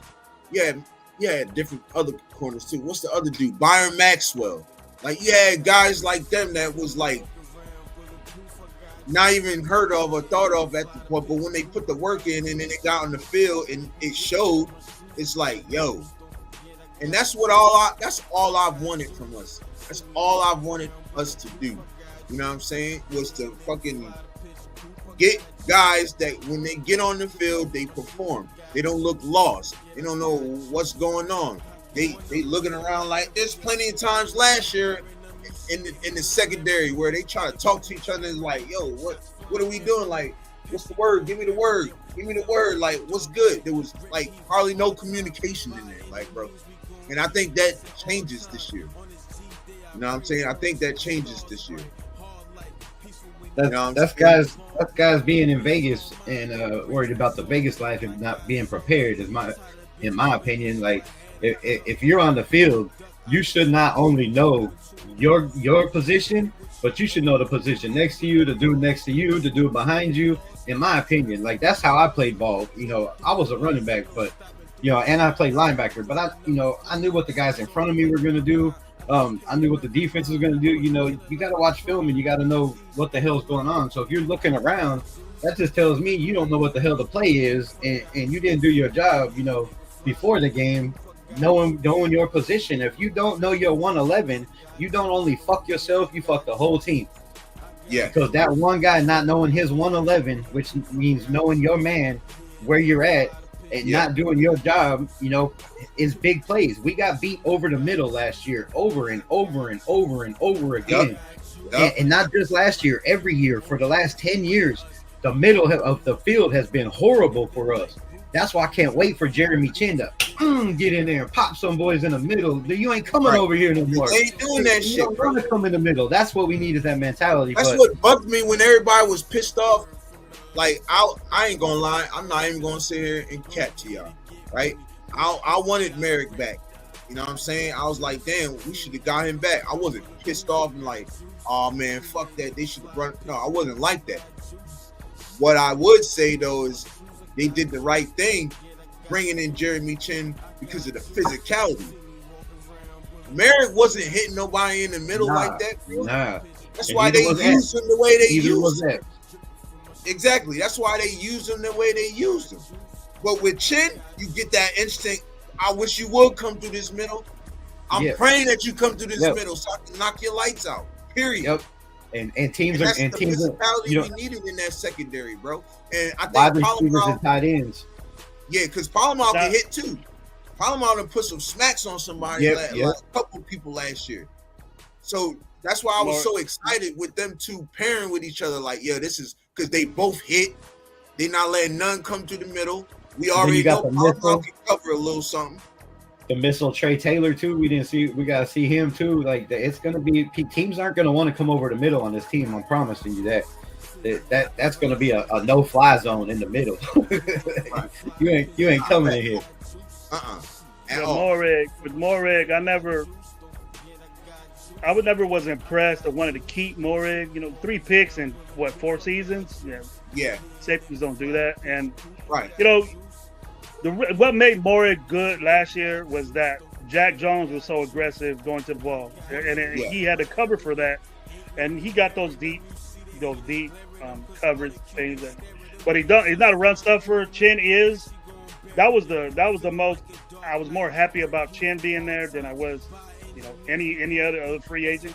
But I want the problem was that in the middle of the field. To me, with Patrick Graham, it's more linebackers. Even though you're going to have 2 of them, or you're going to basically play nickel. If you're going to do that, or you're going to have 3 linebackers, who are they going to be? That's the concern. I know who's going to play. So I think we need another corner, but if or another safety, there's somebody that could cover. Right. These guys that are going down the middle. Hitting them and after they catch the ball, but. That's the problem. They're in the middle of the field, wide open. They catch the ball. Did he pop them? Shit, they gain 15, 20 yards. Knock the ball out. Don't let them catch the ball. Cover that area where they don't catch it. That's hard to do. It's hard to say to do it. But we just had a problem with that because 3rd and 15, come on, man. That's outrageous. That's outrageous all the time it was happening. It was a big problem. And with Morrig, I wasn't really saying keep the dude. He got paid outrageously for really doing nothing. He was a second round pick. He should have been balling out his second year. For me, if you're that high of a pick, he should have had way more interceptions. I agree, Grady. 3 interceptions in his career, bro. He had 3 interceptions in his career. That's the production, but 3 or 4.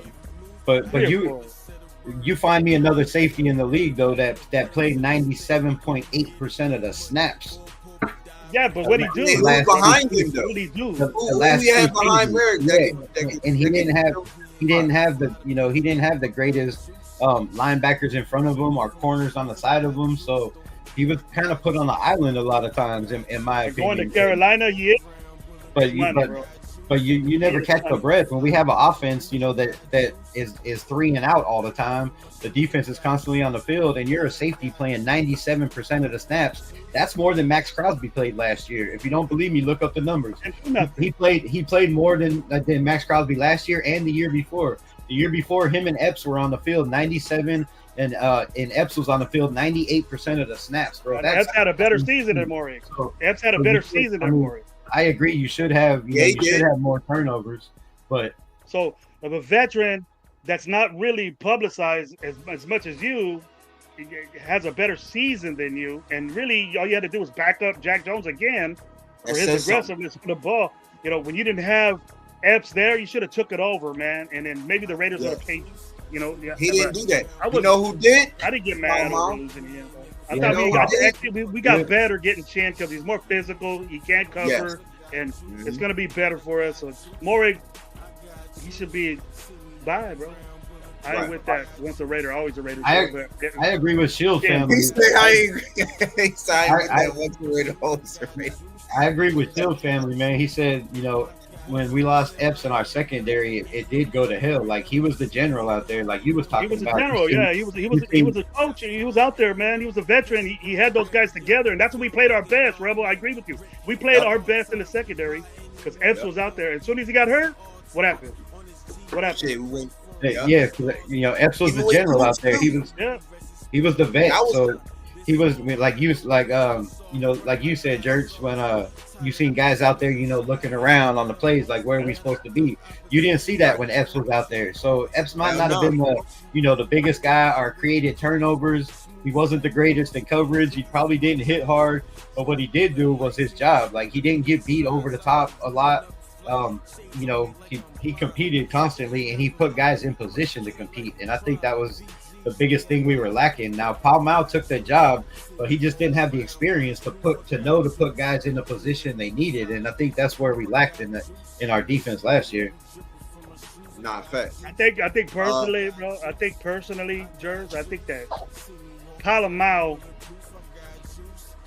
had better improvement in his game than I think Morik did, because Morik was supposed to be this off the jump, and Right. he was on some bad defenses, yes, but if you're a safety, you should take that over. You should accumulate for that mess. You know what I mean?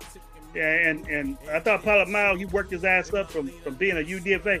I can't talk bad about the dude because he's playing, he's starting now, and then the better player. So that's why we signed him first. We didn't even have a head coach, bro, and we signed the guy. Nah, First fact. guy we signed. So that means I something. think, right, because they seen something in him. And I think he was playing behind Mike. Wasn't he playing behind Marcus Epps? He was the one playing behind Marcus Epps. So he was watching everything Marcus Epps was doing. How to get people in the right position and, hey, like, yo, this is what we got to do. And a lot of people didn't even say that about Palomar. They said that about Merrick, but you didn't see it. So it was crazy, bro. It was crazy, but I think this secondary, this secondary got a little bit better. I'm still skeptical about the corner position. Like, I know we got good corners, but I really want Ramsey, bro. Like, I really think we should go out and try to trade for him or something, man. Do something for him, because I want the guy, man. I think he'll solidify that secondary. He definitely helped the secondary, you know what I'm saying? Shoot. What y'all think on that? Go ahead, Rebel. Sorry, I wasn't paying attention, bro. I was trying to type. Ramsey thing, I'm with. Ramsey, I'm with. But I'm just excited of the development of these corners that we got. You know. Yeah. And you know, it's good to get a veteran like Ramsey in there, and yeah, I think it'll benefit us as a defense. But wasting future equity on the guy, and I don't care what it is, it's still future equity on him, and he gets paid a lot of money.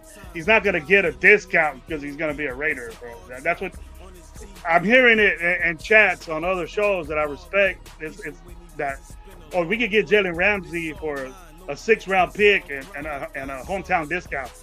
You know, veteran minimum. That dude's a Pro Bowler several times, bro. You give the dude some respect and say he's gonna get probably the upwards of $20 million or 18, 15. He's gonna get paid a lot of money. And I don't know, since Raider fans are such on a budget, you know, we want to stash money in a piggy bank and not get good players. We'd rather get, you know, level players that we got rid of instead of better players.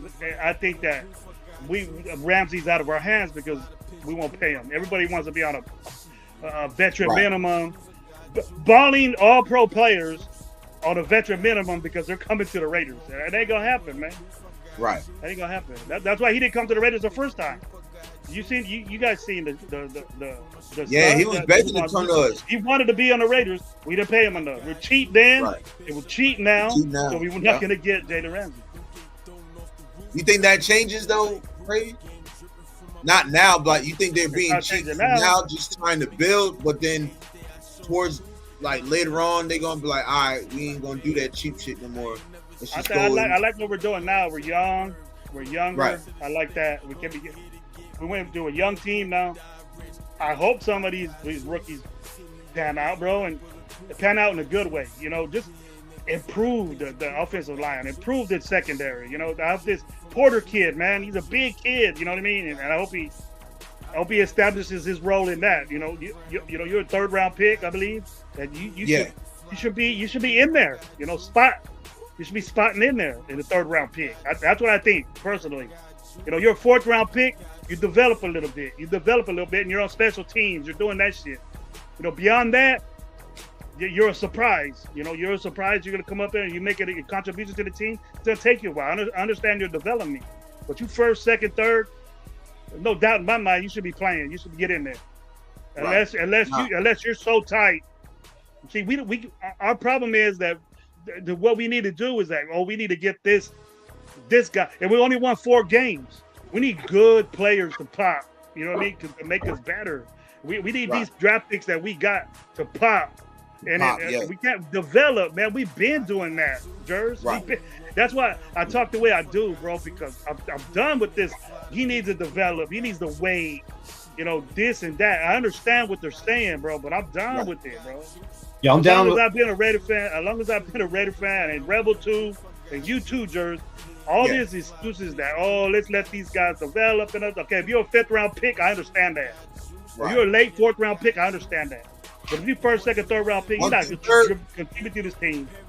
I even say, you know what, Gravy, I agree. I totally 100 agree with you. And I will put the 4th round picks in there too. Because Max done set the bar. We've been doing that. You know what I'm saying? Max set the bar. So if you a 4th round pick, bro, you got to be up in that range too with the rest of the teams or pushing to the backup row. You gotta be doing that, bro. That's why when people ask me who was your favorite pick up in the draft, I say Darian Porter.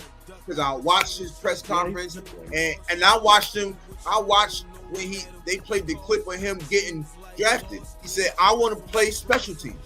Put me on special teams. Wherever I'm at, put me there. I'm going to shine. And I said, that's where you get the shot, bro. Right there, yo. You get your shot like that, bro. You get your shot. Special teams, you over there pounding motherfuckers. You're going to do it on defense too. You get the shot. You know, you're going to get a shot. And you're playing. So even if you contribute that way, I'm cool with that. Do I get a turn? You just go ahead, do your thing, bro. I'm just fucking. I agree with both y'all and Gravy on the development. We need to let these kids develop. However, there ain't nobody in the building like Jalen Ramsey. Like, if you could get him at a price, we have the money. Hey, y'all keep going. I'm gonna get supported real quick. Y'all keep going. We have the cap. You know, if you could bring him in, even if it's just for camp, you don't even have to sign him for some crazy shit, right? Like, bring him in for camp, let him go if it don't work out. But rent the dude. That's what I said, Rebel. Rent the guy for a year. You know what I mean? Yeah, that's what, I'm here for it because Jacorian Bennett and Eric Stokes, I don't believe are the guys to be grooming these young guys, and those are our veterans right now in the building. I mean, maybe Harper, but 3 years in the league, so we don't have anybody in there to really, I guess Marcus Robinson, our DB coach is that dude, right? He's going to show these guys the ropes, but I mean on the field, as a general to show these guys how to be pros and shit. I think Jalen Ramsey would help that, but if we're going to go that route and spend money because you're not going to get him on the cheap, man, just go after Jair Alexander from that'll be a good one. From Green Bay. Isaiah Simmons too. They're out there, bro. Asante Samuel Jr. or just third, second, whatever the fuck he is. If you're gonna go big, if you're gonna go big, bro, go get Jair Alexander and go get that shut down ass corner that's gonna lock down the side, and then the guys behind them, even if it is for a year, like you said, just 1 year, go get it, might make something happen. Just that right there, Rebel might make something happen on that defense, and we can be top defense. Yeah, it might turn the whole down. Could turn the whole defense around. I mean, just Jalen Ramsey alone or a Jair Alexander, like it's worth the money to bring in those guys and to help them be on the field, develop the young guys we have, because we have a bunch of fast, young ass, big, tall defensive backs that just need development, and who better than than a Jalen Ramsey that wants to be a Raider. If you can get him for the right price, even just for a year, it's worth that money to let him come in, help develop these guys, turn this defense around, show them, again, how to be pros, how to fucking tackle, how to not to shy away from shit like they've been learning. I think it'd make a big difference. And Even a guy like Jair Alexander, I don't know if Green Bay worked that shit out yet, but I heard he was, on the trading block. Like, that would be a guy. If you can go get a top corner in the NFL with the defensive front we have, this defense is not top 10. This defense is top 5, in my opinion. If he wants to, Rebel, if he wants to, it would be June 1st with Ramsey. We have to wait a little bit. I think it'll be June 1st because they're gonna take a big ass hit, like $30 million or something like that, if they do it now. Well, they take a hit. They take a hit if they trade him, but if they cut him, it's less, right? Yeah, but that might be the June. They probably don't want to pay him, or they can't, or something. I don't know. Whatever Miami's doing, but if they cut him, I don't know where we're at on the. If he turns into a free agent, or if he's on the waiver wire. Where are we on the waiver wire? They have waivers. Yeah, so he ain't gonna clear if we want him, we have to trade for him. I think that'll be the case. So he's not gonna clear waivers. I don't think somebody's gonna pick him up. But he gets paid a lot, so. But man, I don't know why so much. Like there ain't a linebacker out there, and I think we got problems at linebacker. I go, there ain't a linebacker out there that we can get, that can improve our team. So I guess we're stuck with Bernie and Gaynor and all these guys, and. I don't know if Masterson's still there. I don't know why the fuck he's there, but he's still there. I didn't see him on the. I ain't seen him. Good. I'm glad he's not there. I'm glad he's not there. People say he's there, but I think they're getting their roster from ChatGPT. So they ain't doing their homework. I don't see him on the roster anywhere on PFF. He's not on the roster on the Raiders. This Eichenberg, this Lindenberg guy. He's a 7th-round pick. He's gonna need to develop. I ain't saying. I like Lindenberg. I'm watching people say that this 7th-round pick, there's a reason for that. And I'm not expecting this guy to be a starter. He might be, but I'm not expecting it. Brian Urlacher 2.0 already. This dude's with a Hall of Fame. I don't know who's saying all that. With a Hall of Fame linebacker, he ain't even stepped on the fucking field already. And I go, wow, you put too much pressure on this dude, and we're gonna think this. Brian Urlacher guy. There's some dumbasses gonna say this is a Brian Urlacher type guy, and he's not. No, he's not. He's totally different. Just way, bro. If you compare, if you look at their college tape side by side, they do have a lot of similarities, bro.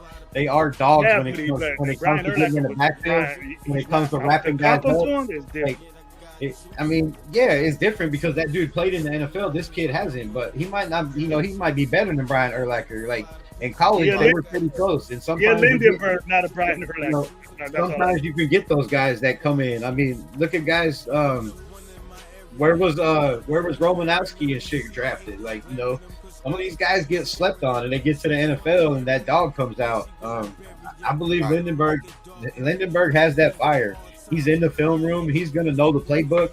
He's going to know everything that the team and that were opponents are. He's going to know everything they're doing. That kid is he's all over it. Go watch the film. Like I said yesterday, that kid's taking 2 steps to the right. If it's a run play to the right, he's taking 2 steps to the right before the ball is snapped. He knows the play. He knows the book, and that gives him a jump. He's got the speed. He knows how to tackle. He hits hard as fuck, and that's going to be a big sign that we don't have that now. We might have that in the Landon Roberts and Devin White now, but the guys that we've had on the team the last couple of years, we haven't had what this kid is going to bring. 7th-round pick or not, like I don't care where guys are drafted. There's a lot of bad drafting teams in the NFL. Like Shador fell to 5. I mean, come on, shit happens. But this kid is nasty, bro. Watch his film, man. He's a go-getter. He's that dude that wears that neck brace, Play with John Joyner too, didn't he? That old school mentality type linebacker. He played with John Joyner too, didn't he? You talking about Lindenberg, right? Yep. Yeah, he played with John Joyner, bro. And John Joyner, he popped off the tape too by me watching him. Yep, that's exactly what I was gonna say when I was watching film on John Joyner. I was like, who the fuck is this kid? This kid is nasty, bro. Like when the running back gets the ball, shit, he don't have a chance, bro. This kid is like a shark. He's eating people up. Like I seen it on film. I was like, man, this kid is nasty. And when you get in a Pete Carroll defense that likes those, you could use guys that all, hybrid line or Leo guys or whatever they want to call, these type linebackers nowadays. Like, yeah, this kid has a chance. He definitely has a chance. And if he doesn't have to play year one and he just sits and develops, oh Yeah. shit, think shit, I'm loving it. I be thinking too. Some people be sleeping on Devin White, bro. Yeah, Because guess what? I was hearing that they're gonna use, and I think it was in the Pete Carroll press comment where he said we're gonna use him how Tampa Bay used him in that Super Bowl. I think if you do that, he'll be back to his form. I think that'll be great because man, he was getting after the quarterback, bro. Wasn't he MVP that whole year, that Super Bowl year? The pimp, man, he was getting back to the quarterback. I think that was one of his best years, bro. Wasn't he MVP in that game? I believe so. Was he that? I think he was an MVP, and then he had like an interception right off the jump. Like the first play of the game was a pick. Yeah. Was a pick. Tom Brady was the MVP. Was it Tom Brady? Was it Tom? I don't know. I think he was up there. It was in the running. He had a hell of a game. It was an insane ass game in the Super Bowl. Like one of the best games by a linebacker. So, but then then he went to a team where you're not utilized right, and that's why we preach over and over again. What are you doing in there? That's why I preach over and over again. System fit. Some guys just don't fit systems, or they're not utilized to their strengths. And if you have a coach that doesn't know how to use a guy to his strengths, he's gonna fail, right? You're using him to his weaknesses. You're not giving him the chance that to develop or to be that guy. So I think Devin White, maybe it was the team fit, maybe it was the scheme that they ran, maybe it was the coaching staff, maybe he just didn't gel with the players. But at 27, bro, he still has a chance to be that guy again. Yeah. Nah, facts. Because I just can't wait, bro. Oh man, it's gonna be crazy, bro. This shit right. Let's start the season. Let's start hitting people. Yeah. Start bugging in. Yeah, nah, that's what I'm waiting on. I'm waiting on that training camp. Now, do y'all have a sense of what we might do in training camp? Yeah, what? Do y'all got a sense of where training camp's gonna be? Las Vegas. Oh, they gonna keep it in Vegas? Yeah, it's gonna be at their facility. Yeah, I think they're staying. Okay. I mean, because there was talk that they were gonna go up north again. Yeah, see, if we would have went to Napa, I think that would be good. If we went to Napa. I think that got canceled out. Oh, for real? Okay, all right. I think something happened. I would have loved us to go to Napa, bro, so we can have that. I like Napa. I like Napa. I like the situation over there, but you're in Las Vegas now, bro. I'm just fucking. I'm just saying because you can get away from everything. It's just the team. That's what I'm saying. It's just the team. That's what I'm saying. You ain't got no distraction of family, nothing. No kids, the guys bond and have that camaraderie and come together and just chill. Yeah, 100%. 100% for however many weeks it is. I agree 100%. Like get out of get away, leave your kids at home, leave your wife at home. But it's whatever 2 weeks, 3 weeks, whatever it is. Go spend that time bonding as a team, as a family. Become that right there, Raider family, right? We did that last year.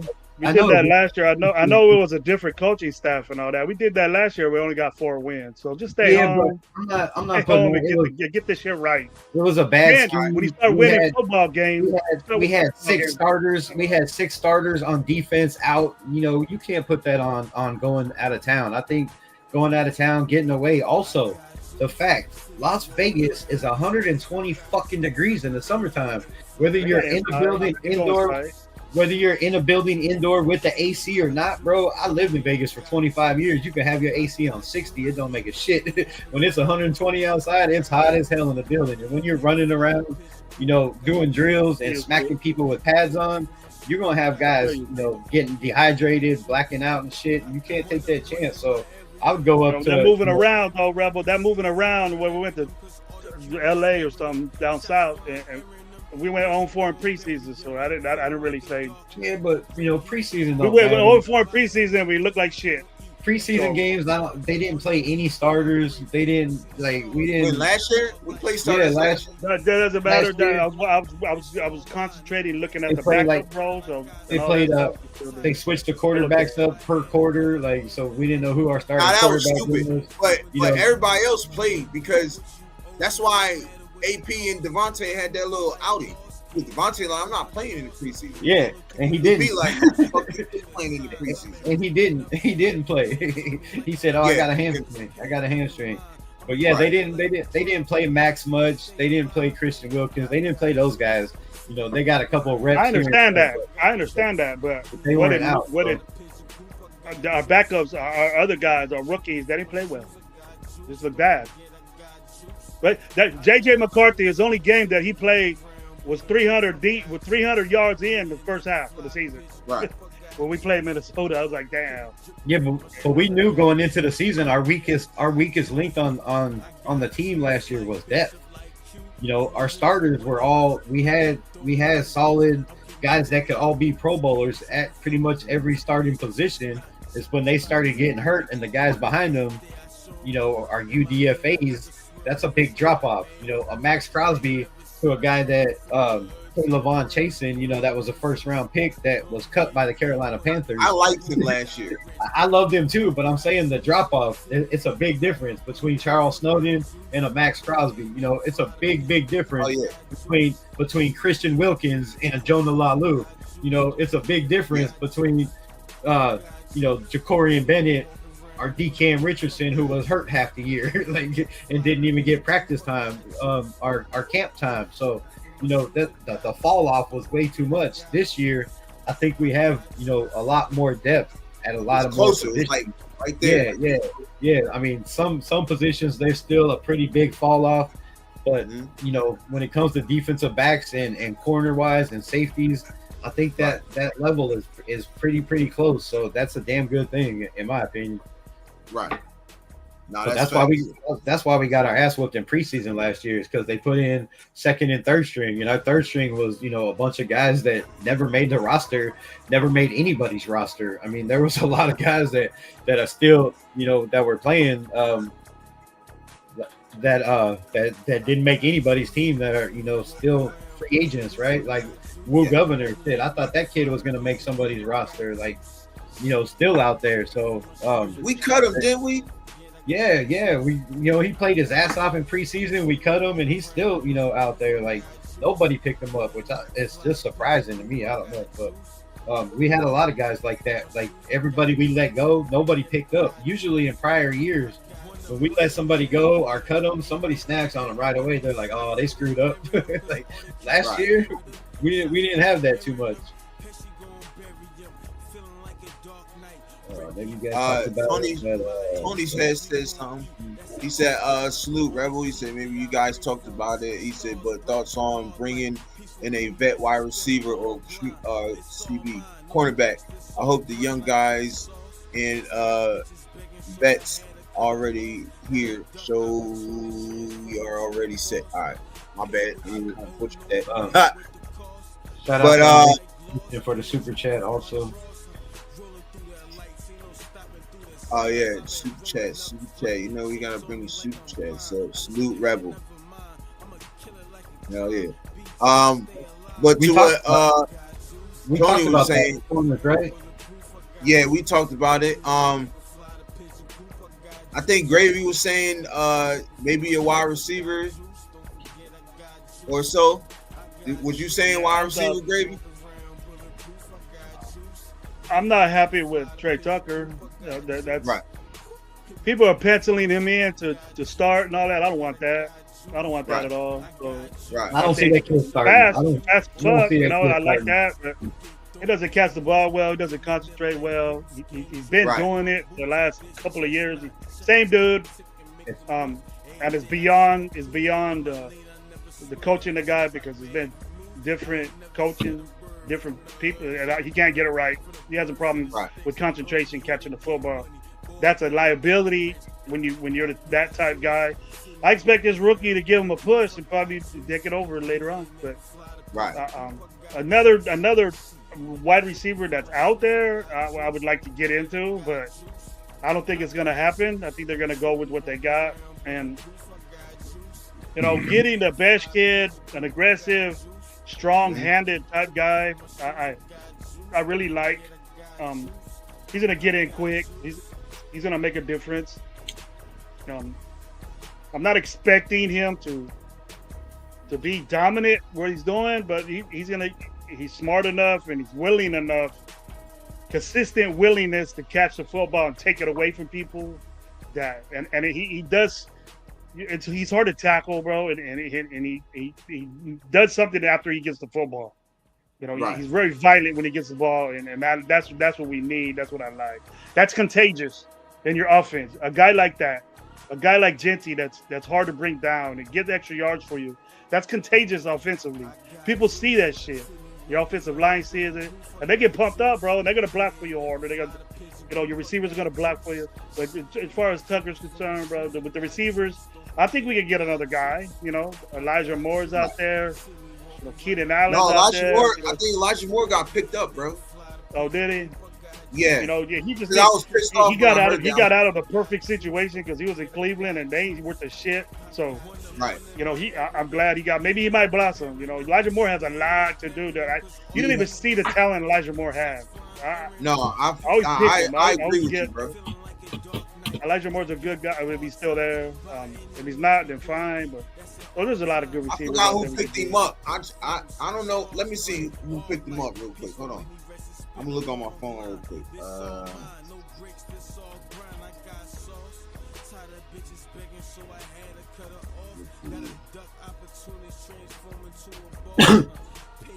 Man, I think I'll talk while you're looking. I think when it comes to the offensive line, or when it comes to the offensive receivers, I'm gonna have to go another route. I don't think we need anybody. I don't think we need any big name guys. You signed with Buffalo. My bad. Jacoby's the veteran in the building. I think I'm good with that. We have Brock, that's going to line up more than a tight end. He's going to play receiver. He's going to play in the slot. Now that we have Beck and Dante Thornton, there's only one football. Pete Carroll is a run first, type guy. Chip Kelly is a run first type guy. I see us running the hell out of the football. So bringing in a receiver, in my opinion, this is just me, would be a waste of money because, we got two young kids in Beck and Thornton that are gonna produce day one. In my opinion, both of those guys are gonna get reps. They're gonna get burned. They're gonna be on the field.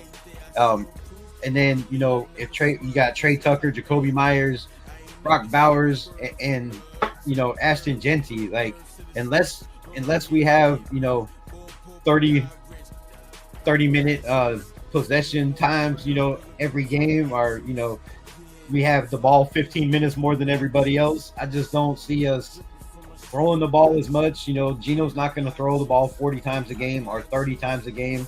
I think it's going to be a very balanced offense, and with that, I just think another receiver would be a waste, in my opinion.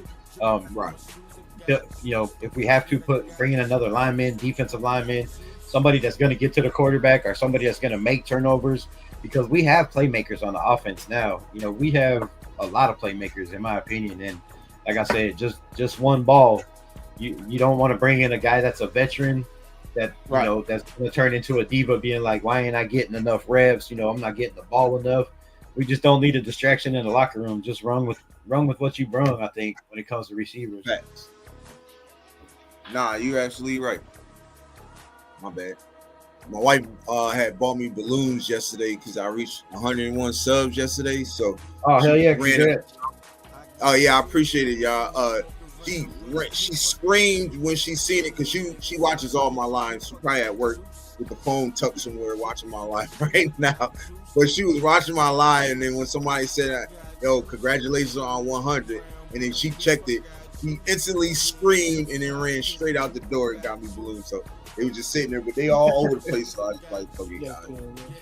Yeah. Hell yeah. But, that's awesome. What's she gonna do when you get to 1,000, my brother?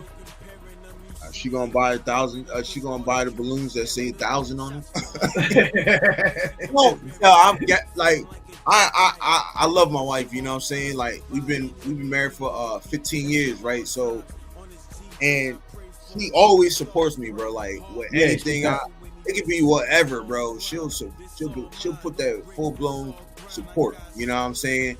Hell yeah. And you know, when I was doing my music, she was helping me. You know what I'm saying? Like I still do music, but I don't do it as much as I did last time because I was actually trying to get signed to a label, and actually went to a couple of labels, but I just felt like they wanted me to kick out more money than us talking about making money. You know what I'm saying? So that's why I was like, you know what, I'm gonna just do music for now for me, and I'm gonna try something new. And that's when, you know, the beginning of the thought of, you know, the Unfiltered Raiders podcast was, you know, developing. But like I was saying, yo, she just supports me on a lot of stuff, man. So I gotta shout her out. Shout out Sweets. She's one of my mods too. You know what I mean? So shout out to Sweets, you know. Hell yeah, shout out, man. That's good to have, you know, your biggest supporter, your best friend, and your girl like that. So, you know, you can only. I always talk about her. It makes the road a lot easier, you know, on the way up when you got somebody that's got your back and that enthusiasm for what you do like that. So that's cool. Yeah, nah, I much appreciated, man. And like I said, man, I couldn't have done it without a lot of people, yo. Like, you know what I'm saying? You know, Raider Nation Live with, you know, Low, Gravy, and Gabe. They always show me love every time I pop up or I'm on the show with them. They always show me love and shit. You know what I mean? They chat, always show me love. And then yesterday when I got on your podcast, you know what I'm saying? The love I got from, you know, you and your chat and everything. So, you know, my man Rob, can't forget my man Rob, you know what I'm saying? He's always putting me out there on wherever he's at. So, you know what I'm saying? And, you know, my folks, you know, I have families that, you know, so everybody played. I don't just, you know, cast anybody out, bro. Like I'd let everybody know, like everybody played a part in this, you know what I'm saying? You know, including me, you know, just networking and trying to meet new people and, you know what I'm saying, stuff like that. So, yeah, man, I really appreciate everything everybody's, you know, has done in all this love and the support, you know what I'm saying? So it's like my man Mega says, man, the love is abundant, man, for real. Yeah, if you can't reach back and, you know, and help the ones coming up, then shit, you shouldn't be where you at, in my opinion, you know. So I'll have you on anytime you want to come on my show. Shit, we can do this again. For sure. I enjoy talking. What time? Yo, you know, I was out because I don't know if you see my comment, but I'm like, bro, I gotta go. It's getting late as hell, bro. It's like 2 o'clock in the morning. You know what I'm saying? Because I know all y'all live in Cali, right? I'm not mistaken. You live in Cali, right, bro? I live in Arkansas, but I just been on vacation out here at my sister's in Arizona right now. So usually I'm on Central Time. But, because I'm on Central Time too. I live in Alabama and shit. Yeah. So I'm in Arkansas right there. So, but yeah, out here in the desert right now. So I've been going. Usually I go a little bit, you know, earlier out there, but out here it's, you know, hanging out with the sister at her house and shit. I gotta kind of conform to everybody else's schedule, so I got my windows I could pop in live and shit. Nah, I can dig it because I was like, damn, I'm tired. I'm sorry, yawning and falling and those on, like, you know, let me just I appreciate you rocking with the chat. Yeah, man. Look, man, it ain't no problem, bro. I shed the love just like people shed the love for me, you know what I'm saying? That's what we do on this channel, bro. Like, this channel is not no hating channel, you know what I'm saying? I don't bash other content creators, you know what I'm saying? I don't do none of that, you know what I'm saying? And I try to see who rock with who, you know what I'm saying? Like, I want to see who rock with who because I don't like to be in the middle of some BS. Like, if this content creator don't rock with this content creator, but I rock with both of y'all, I'm not gonna be in the middle of it. Y'all not even gonna y'all handle that yourself, you feel me? But I'm still gonna be the same person, you feel me? So that's how I do my thing, bro. Like, for real, you know what I'm saying? And like I've been telling everybody, man, I got my aura is great, man. I got great aura because everybody is comfortable when they're around me. They like being around me. You say, yo, the vibes is good, and I don't have good vibes. I have great vibes. You know what I'm saying? I do too, because when I first met, you know, Gravy and Gabe and Low, you know what I'm saying? Like, it was off the rip. Like, you know what I mean? I felt like we got mad close, like, real quick, you know what I'm saying? Because because of the aura and the respect. You know what I'm saying? And we all in this. I feel like we all in this shit together. You know what I'm saying? Because there's content creators that has bigger platforms. You know what I'm saying? That I've seen. You know, I've reached out to some of them. And I haven't even got no response. So I salute the people that you know what I'm saying, that be like, yo, I don't mind if I got like 2,000 or 3,000 followers. I don't mind bringing this guy who has like 10 or 20. You know what I'm saying? I don't mind bringing him on because I feel like you just showing love. You know what I'm saying? And you giving the opportunity to somebody that gave you the opportunity. You know, right. You know what I'm saying? And I live by that shit, bro. For real, for real. Like I live by that. I die by that shit, bro. For real, for real. You know what I'm saying? Oh, hold on one second. Y'all go ahead. I told my brother-in-law real quick. He just came. Hell yeah. I can't send a link in the chat because it's not showing up on my phone that I'm live. So if you're live on my channel, I don't know. I'm not controlling it. But yeah. Are you streaming on his? Are you streaming on his thing? I think I'm on mine, but it says check mark that I'm on mine, but it's not showing up on my phone that I'm live. So I guess I'm just on his. I thought I've been on mine the whole time. Oh no, it's showing up on mine now. You can't see join the chat. Yeah, I got it. Hold up. Damn, it just came up late on mine. You can post it. You can post it in the chat. Yeah, I'll post the link in there.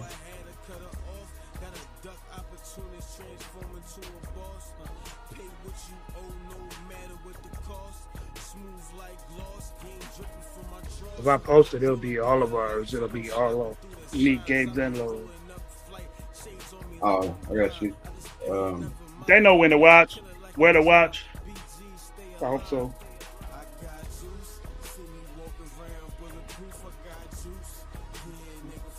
That ain't gonna work. Hold up. They got in here. Who's Raider Shield fan? Oh, that's Nav Man. Yeah, Nav Man. Hawaiian Candy. It's not giving me the option to send you a link. You can't put it in the chat? Are you gonna send it to an individual person, or are you gonna send it in the chat? Hold up. I'm trying to figure it out. Save changes, new description. This guy Piano Man, he's all over this chat. My bad, y'all. I had to. Why are you guys bashing this dude? You guys should be bashing him, telling him get the fuck out of here. Yeah. Oh, what's up, Brian? Hey, yours. Hey, yours. Can you post a link in the chat? Navman wanted to come on and say some shit, I guess. Yeah. What? He got IG? Yeah. I tried to send him one on IG, but it's not. Oh, it's matter of fact, you were trying to send the chat. Oh, my bad, Rebel. You were trying to send. Yeah. It won't let me post the link. I'm about to put it in the chat now. I'm about to put it in the chat right now. You gonna have everybody in there. Everybody on this chat gonna be getting in there. No, they're not. No, they're not. You get screened out. No, I'm on mama. You gonna be mad as hell. You gonna be mad as hell. I miss mad people too. My bad, yo. I was talking to my brother-in-law. I'm not ignoring you, Hawaiian Candy. I just now pulled it up on my phone, and I can't cut everybody else off to answer you. So, yeah. Oh, that's your chat guy. That's your chat girl right there. Yeah. She's blowing up my chat. Like, pay attention to me. You gotta chill, bro. You're a dick. You're driving me nuts. And don't pay attention. That's. Say congrats, bro. That's appreciate deep you. Right there, bro. That's deep. No, I appreciate y'all. Thank you. I'm just going through it. My bad. Bro, say congratulations. Appreciate you. I'm gonna hit the restroom real quick, guys. I'll be right back. Yeah, for sure. Yeah, you good? Appreciate y'all. Appreciate the love. Let me shout some people out too, because I know we've been talking. I ain't been able to do that. You know what I'm saying? So, Raider Shield family, appreciate you pulling up, bro. Hawaiian Candy, baby girl, appreciate you pulling up. You know, I said Raider Shield family already. Appreciate y'all pulling up, man, for real. One dream away, Tony Shepard. Even though you bugging the fuck out of us, Piano Man, shout out to you, bro. I appreciate you pulling up. the Chargers both fan in the building. Yeah, he's like the only guy I can tolerate. Rest of y'all, the rest of the other fans, I can't tolerate them, bro. Like, yo, so I got to tell y'all something, bro, and I'm gonna bring it back when Gravy get back too. I'm gonna say it again when Gravy get back. Well, bro, why I got a Raider fan trolling me, bro, on TikTok? See, I got TikTok too. I decided to, do a TikTok. I probably had TikTok for like 7 days, about a good week, and I'm already at 100. I got about the same amount of followers and that I got on as subs on what's the name. But anyway, so there's this guy, right? His name is hold on, I'm gonna go to the what's the name. So his name is Samuel Caesar, and I told you, Samuel, that I will get on your ass on my show if you bug me. You feel me? I did it. Yeah, hey, if you look at a couple of my Johns, I done got on Skip ass. I done got on Shaq ass. I done got on a lot of people ass, bro. Pause. You feel me? Like they be doing the most, bro. So I got it, but he's been going crazy, bro. Like, so he puts on my chat, right? I'm gonna read this to y'all because it's just funny as hell, bro. So he goes, as a Raiders fan myself, y'all need to stop with these unnecessary videos. See, if y'all look at my TikTok, go to Your Jersey Raiders podcast, you'll see everything. I always post, the new workouts and everything with a little bit of music back there, right? So he goes, you guys need to stop with these unnecessary videos. The Raiders ain't doing nothing this season. We're still going to be last in the division. Now, are you a Raiders fan? Why in the fuck are you talking like this? Why? Why are you talking? Fan. So then I said, hey, you sound crazy, bro. You're not a fan if you think like that. We definitely not last in the division. I said, stop with the hate. Your comments are unnecessary. Then I said, what did he say? He said something else. Hold on, let me find it. Oh, there we go. So he goes, so he says, talk to me at the end of the season. Stop sounding like a Cowboys fan. This is our year. So I'm like, okay. So I'm like, so what I said, first off, you come on my comments talking like you know shit when you really lost. I said, how many people will side with you? I almost can bet none will. I said, you got a lot to say. I told him to come on the show, y'all. I told him, I said, hey, come on the show. Come on the show. We can have this debate. I'll eat your ass up, and then I'll send your ass on your merry way. Guess what he says? This is when you know cowards is cowards, y'all. This is when you know cowards is cowards. Nah, right? Too many podcasts, the bus, with the same bus. It's crazy work. It's crazy work. It's crazy work.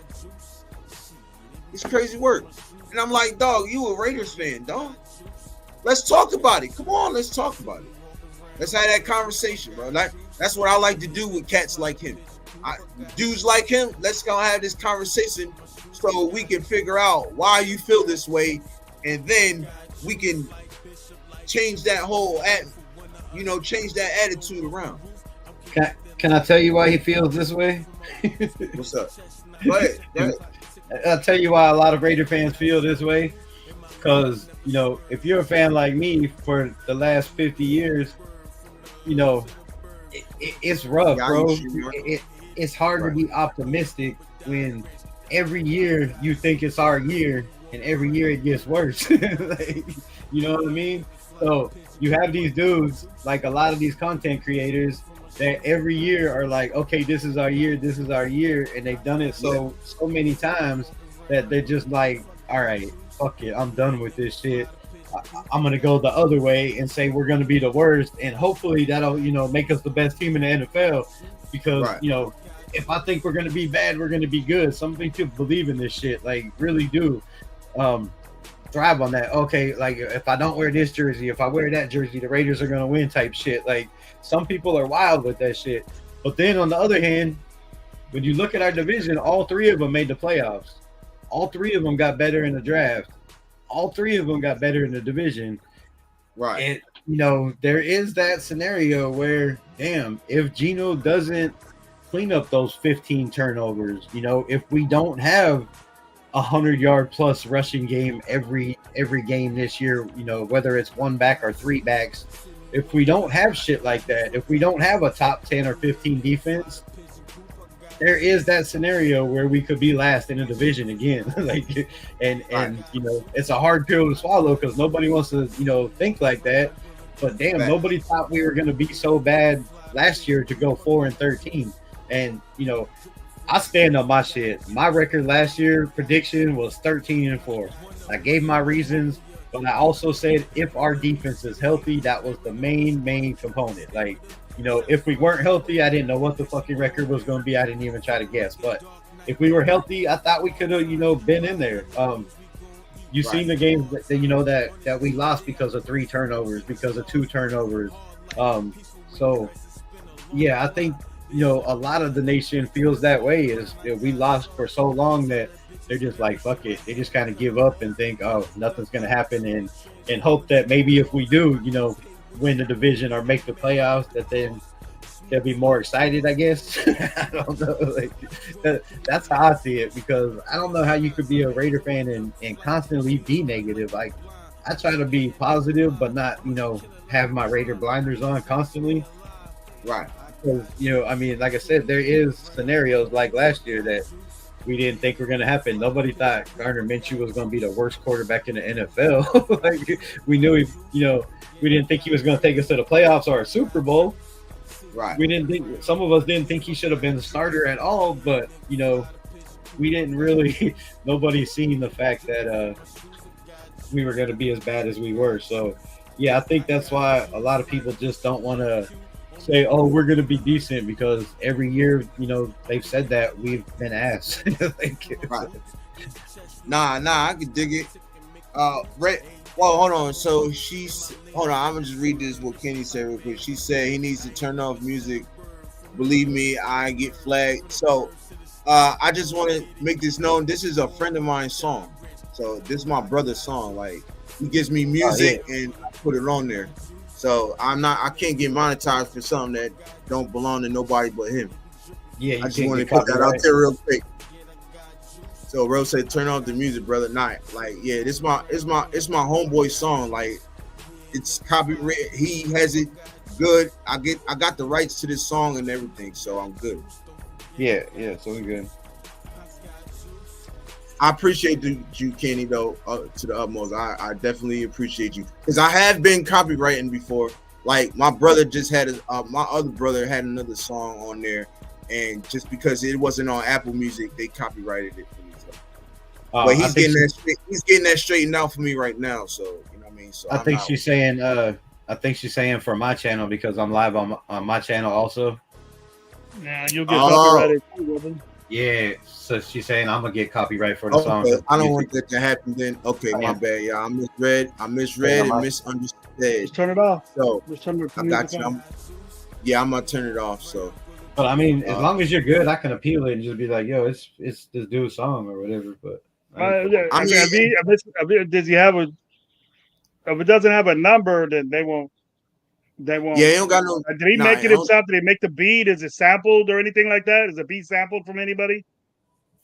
The beat's not sampled. He already had I forgot who made the beat, but he bought the beat already from somebody. He has all the copyright. You can buy the beat. You can buy beats and stuff. Is that if you get a beat that has a sample on it that's on YouTube or out there on Spotify or anything like that? Yeah, they'll get you for that.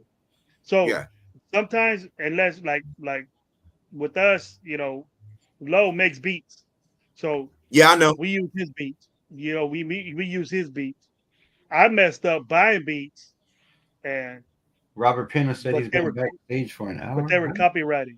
So Even though you Oh, buy a clap. beat from a guy or get a beat from a guy, if it has a Yeah, sample of a song that's been produced and out there, it has a number right. on it, and then they'll get that sample, and you can get copyrighted for that. But Okay. usually, if you do it a bunch of times, and I don't even pay attention to the music really. I just want to go on the channel and talk. Right. Nah, I Uh, can dig it. Hold on, let me get the guys on here real quick. Let me get the guys on here. So we got Nav Man in the building, and we got Hey, my man, we got El Capitan in the building. oh no, What's good? Rough in that the guy. building. What? What's going on, my What's guy? good? What's good, nation? What's good?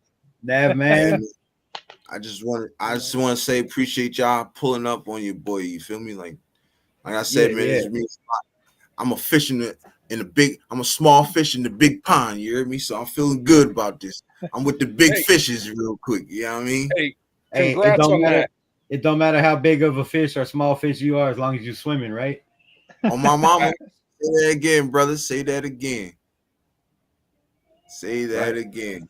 But yeah. So what's up, man? How y'all feeling though? How y'all feeling? Good man. Hey, guess what? Hmm. Because of your show, guess what? I just went over 100. See? Oh Hey shit. man, let's Let's get a go. round of applause. Congrats Congratulations. to the Nav. I mean, Nav, hell, man, that's what's up, bro. yeah. You said you went over 100, and I'm like, and I saw people saying, "Hey, I just subbed to you. I just subbed to you." So I looked at my channel real quick. I'm orange because I'm mowing the grass. I was You mowing good? the grass, listening and typing as I'm mowing the grass, right? Yeah, you good. So, Hey, as long as but you got the crown on, you feel me? As long as you got the hey, crown on, we good, baby. yeah. I take this off because it's a little bit warm. I take this off when I'm mowing. I don't want to ruin my Raider shit, you know. So, Right. but yeah, Piano Man always gets my attention. So he was hiding from me earlier. So I'm glad he actually gets to see me if he's still on. His running on the treadmill for 15 minutes, calling that a run, I thought was hilarious. Anyway, so I find that funny. But other than that, he's one of 3 Chargers fans. So I mean, he's a unicorn. He needs to be in the chat. That's We need one so. person to troll, you know what I'm saying? So we could just be like, oh, that's Piano Man, okay. Like, Yeah, Oh and Robert, shit. you guys will learn and Robert, later that you give them attention. That's what they want. yeah, and You Robert mess with Pena, him all the time in the chat.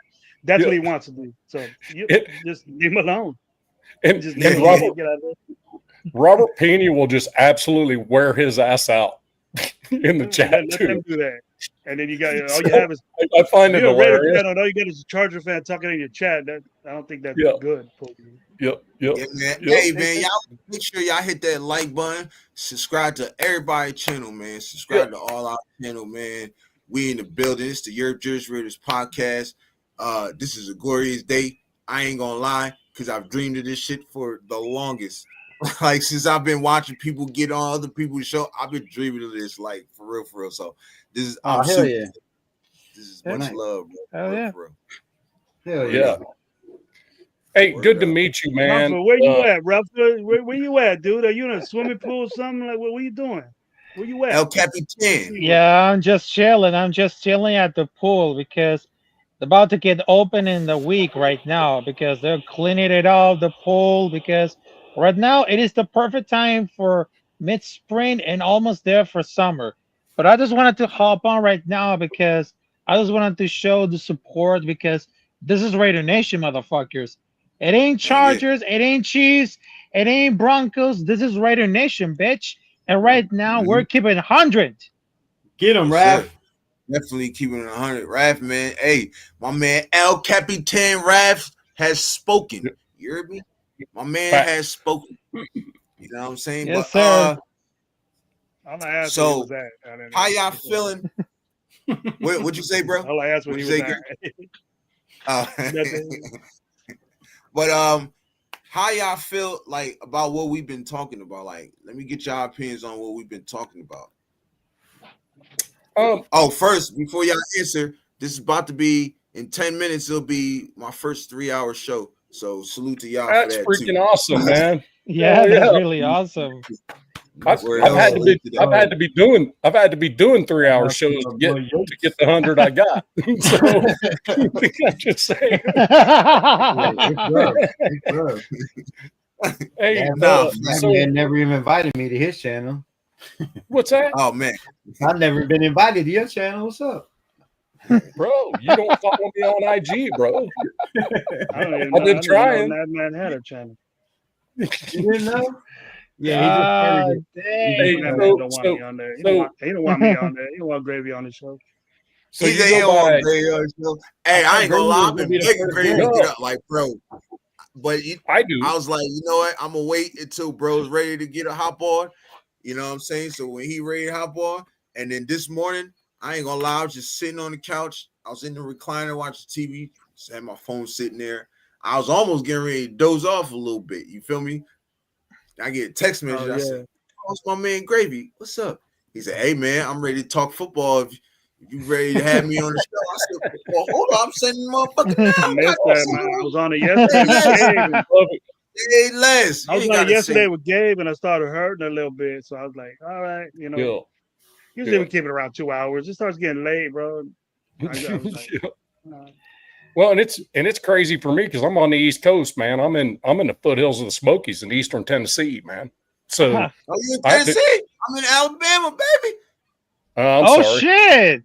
I'm in Alabama. Hey, I'm state line of Alabama. I live in Hazel Green, so if I'm like I say, I always point this way, takes me to Tennessee. That's like 2-3 minute drive, like right across the state line. No kidding.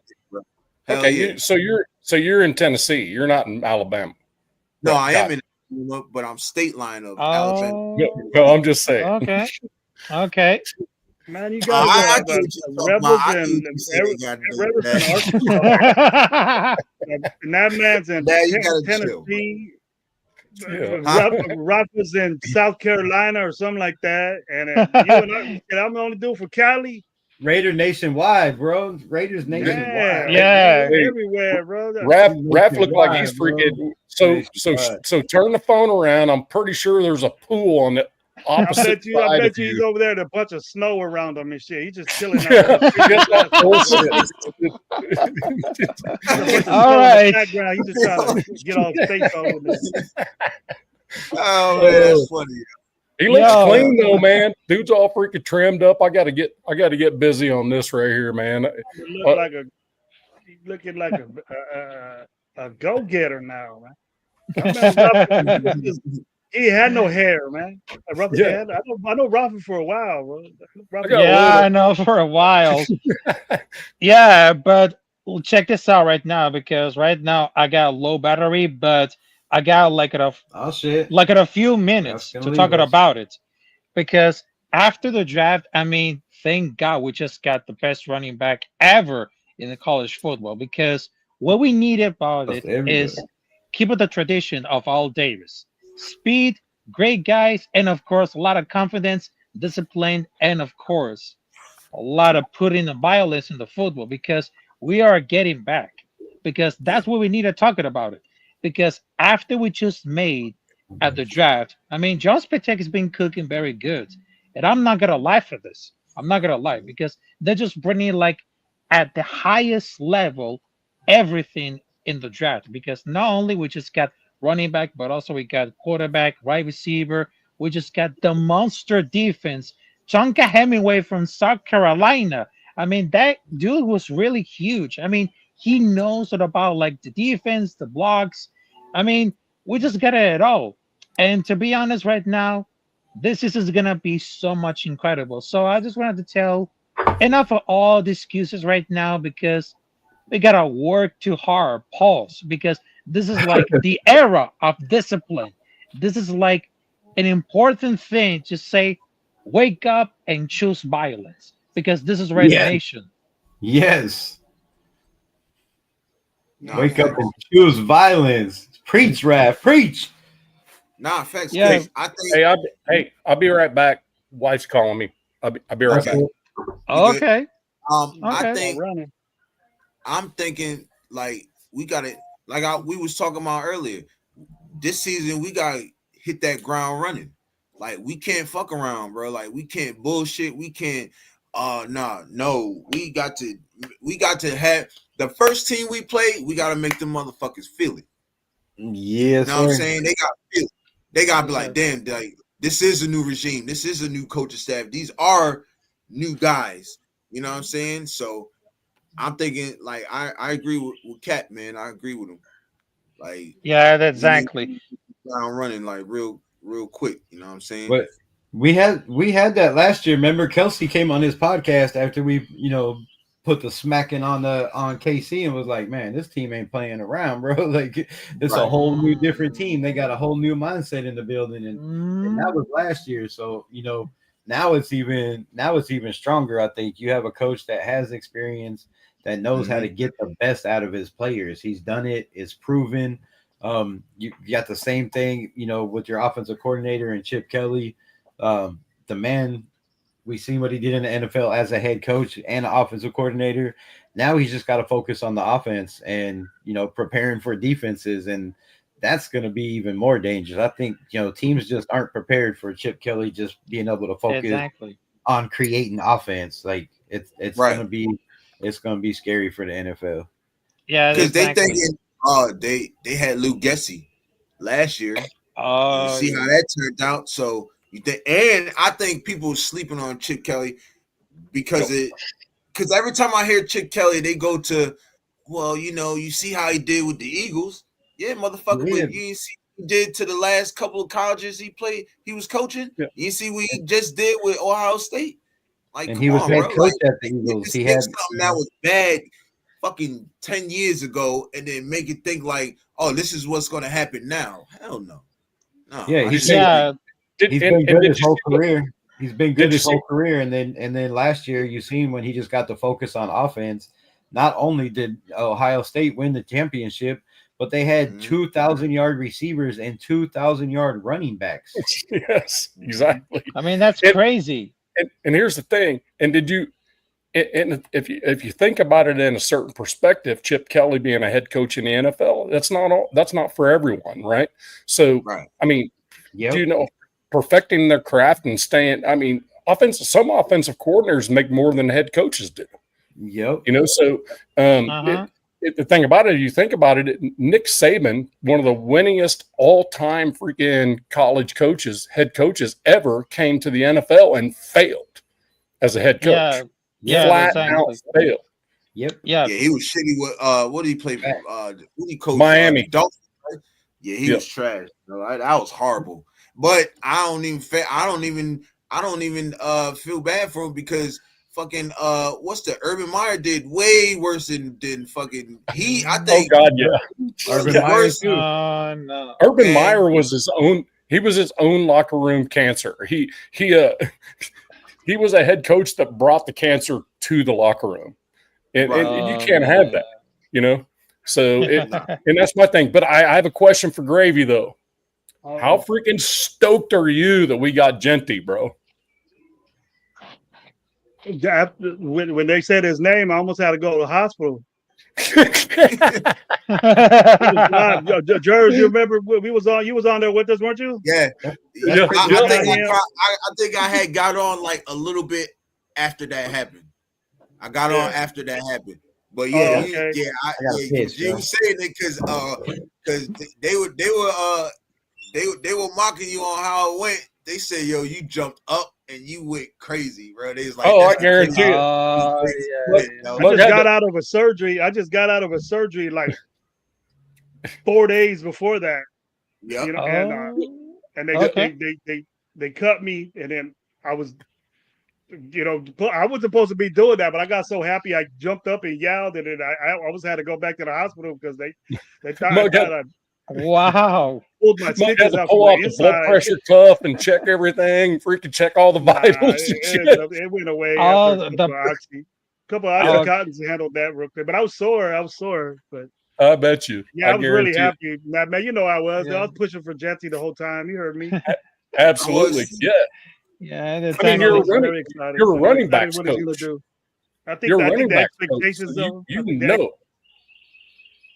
the you know. expectations of him are too high. What people are saying, I'm not Yeah. expecting him to get all this, Mhm. and I'm not going to call him a bust or anything like that. He's got Right. a lot of work to do to make him Exactly. better, and he's going to make our team better. And that we got exactly what we needed. Right. Exactly. Yeah. Also, I just wanted to tell because I know that I got a low battery, but thanks for having me, Mr. Jorb Jarvis. I mean, I Yes, just sir. appreciate about that. So salute to y'all. And I just wanted Yeah. to tell you one last thing Mhm. because no matter if we win or lose, Raider Nation till I die. So salute to y'all. Capitan Yes, Futra in sir. the building. So I hope you see you there because I've been following you on Instagram. So maybe we can collaborate, do it to something. We're about to get cooked right now because this is Raider Nation, motherfuckers. Like I said it Yes, sir. before, it ain't Chargers, it ain't Chiefs, it ain't Broncos. This is Raider Nation, bitch. Let's go. Yes, sir. Let's Yes, sir. freaking Hey, go. Raider hey, Cat, man, I Nation. appreciate you. Rafa coming Hey, with the yes, sir. violence, bro. You feel me? Rap is pumped. Uh, Let's go. But Cap, yeah, like Yeah, Cap said, but I'm most freaking. definitely I'm we freaking. gonna get something going, bro. We definitely gonna Yeah. get something going. Rap We got me wanting just to play hit football. I me want up to go on hit it. somebody. Let's tackle. Talk that shit. Is what he said. Talk that shit, Rafa. Let me get this out the way because we can't see gravy, so I'm gonna get this out the way. Go ahead. There you Okay. go. So but yeah, man, shout out to salute to my man Cap, man. Cat Raff, man, my guy, man. Appreciate you pulling up. It ain't nothing, you know what I'm saying? Like I said, this is the platform, bro. I did this platform, you know what I'm saying, because I love the Raiders, you know what I'm saying, and I love doing what I'm doing. I like talking Raiders with other Raider players, other Raider content creators and other fans and stuff. I love this shit. You feel me? Like this is why I wanted to do it. You know what I'm saying? Yeah. So and you know, salute to bro for pulling up, you know.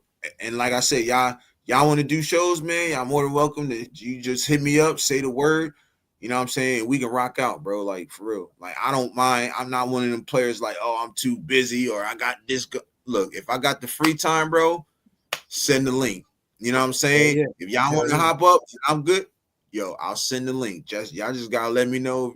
I mean, when y'all ready. You know what I'm saying? So, Yep. I want to and find that's you on Instagram. I'll find you on IG so I can get okay. some. You know what I mean? Yeah, So is that the same name on IG? Yes, same Because name. mine's 93 Nabman. So if it's easier for you to hit that, and then I can just follow you, and then we can go Okay, from there. I'm gonna look it up now. Mad bad. What's the name? What's your show's name? Is it still? It's Raider Shield Family. All right. Holy shit! Why is it the first thing I pop up and they got this big ass motherfucking snake right there? Fuck that! I don't give a fuck if that was an AI or not. Goddamn hell, no, I ain't fucking That's with freaking anaconda, is what that is. It looks like the Amazon River. Yeah, the Amazon's crazy, bro. Like, Yeah. oh my god, it's first thing that popped up.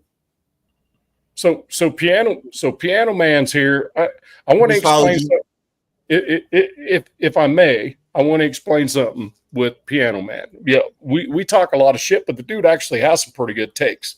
I just want to explain in person. He's big about Amari and Hampton, you know, and I get why. Amari and Hampton fits the Chargers better than any of the other running backs do. Right. And I get that. Absolutely.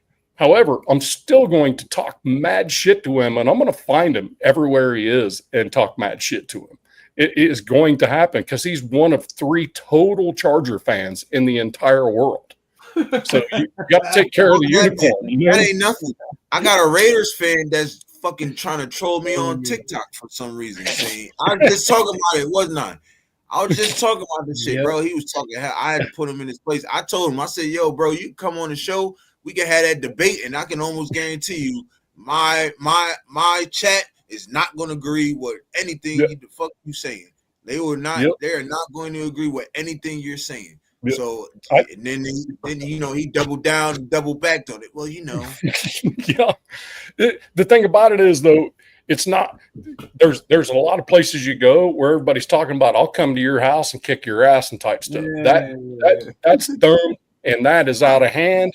And I won't have that on my channel. I know you guys certainly won't have that either. Nah, facts. But salute to Piano Man because he keep it respectful, bro. He do keep it respectful. He does. He's respectful. Hey, I gotta say, it wasn't before. I can't believe I'm gonna do this, but for some reason I think Piano Man got booted out of my chat last night. I think or the night before. I don't know who blocked him. Maybe it was Jeff or somebody, but I don't know. I don't know what he was saying. Somebody blocked him. Just to let you know, he was getting stupid. He was talking in Spanish and saying shit nasty in Spanish. I didn't need that shit, bro. I'm sorry. I ain't gonna pay attention to you, bro. You out here? Hey, Piano Man, we don't do that. The reason why you think Hampton is so dope is because you couldn't get Aston Genty. That's why you couldn't get Aston Genty. If you did get Aston Genty, you'll be saying you guys couldn't get Aston Genty, and we reached for Amari and Hampton. Just don't know. I know you don't know football because you don't talk like it. And if they was so smart, you're saying Amari and Hampton is not because you got him, but we got Aston Genty, the guy you wanted. So just kick back on that. You're jealous because we got Genty, and you're gonna find out.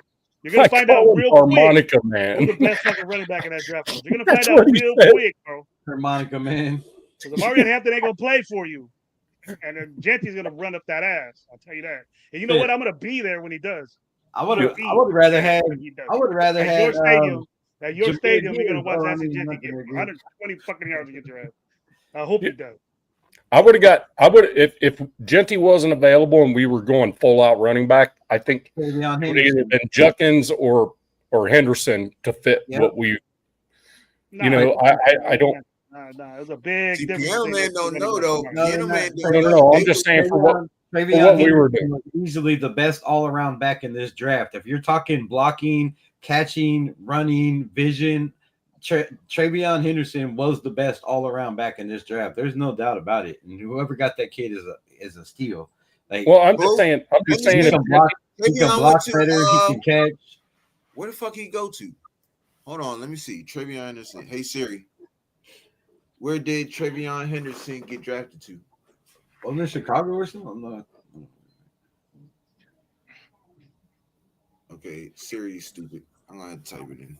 But yeah, Travion Henderson was, in my opinion, if you're going all around back, was the best back in this draft because there's nothing that he lacked. Like the only thing he lacked in college was having another running back in Quinshon Judkins that ran for 1,000 yards also and took away reps from the kid, but he still ran for over 1,000 yards and had another 400 or 500 yards. Henderson got 1,000 yards. Yes, he did. He had over 1,000 yards and he had another 400 or 500 yards receiving on top of that. He had a total of almost 1,700 yards with another back. The Patriots got him. The Patriots got them. He'll work out there. I think he'll start over Stevenson, but he's starting day one. That kid's starting day one. He's going to take that job. He'll shove Stevenson out. I think he'll shove Stevenson out in a little bit. He's taking that job. Travion Henderson and that system is going to be crazy. That's nasty. Yeah. Well, I have one thing for Piano Man.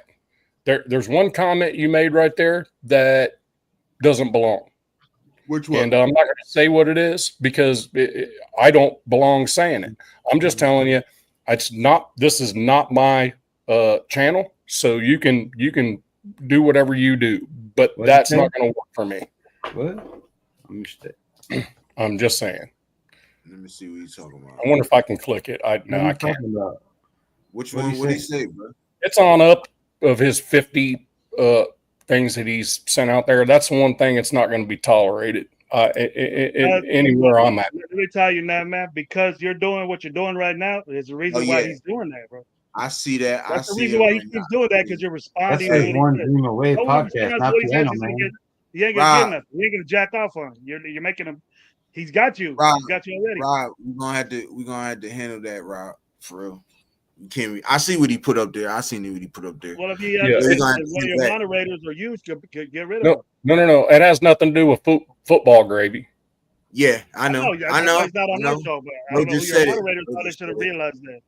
Bro just said it. Yeah, I only got one. See, two of my other junk, they're not in here, bro. So my wife is at You work. can block She's one him. of them. You can say him. You know those three little dots that are right there Oh, yeah. on his name. You see him? Yeah. Yeah. Go to Piano Man's name.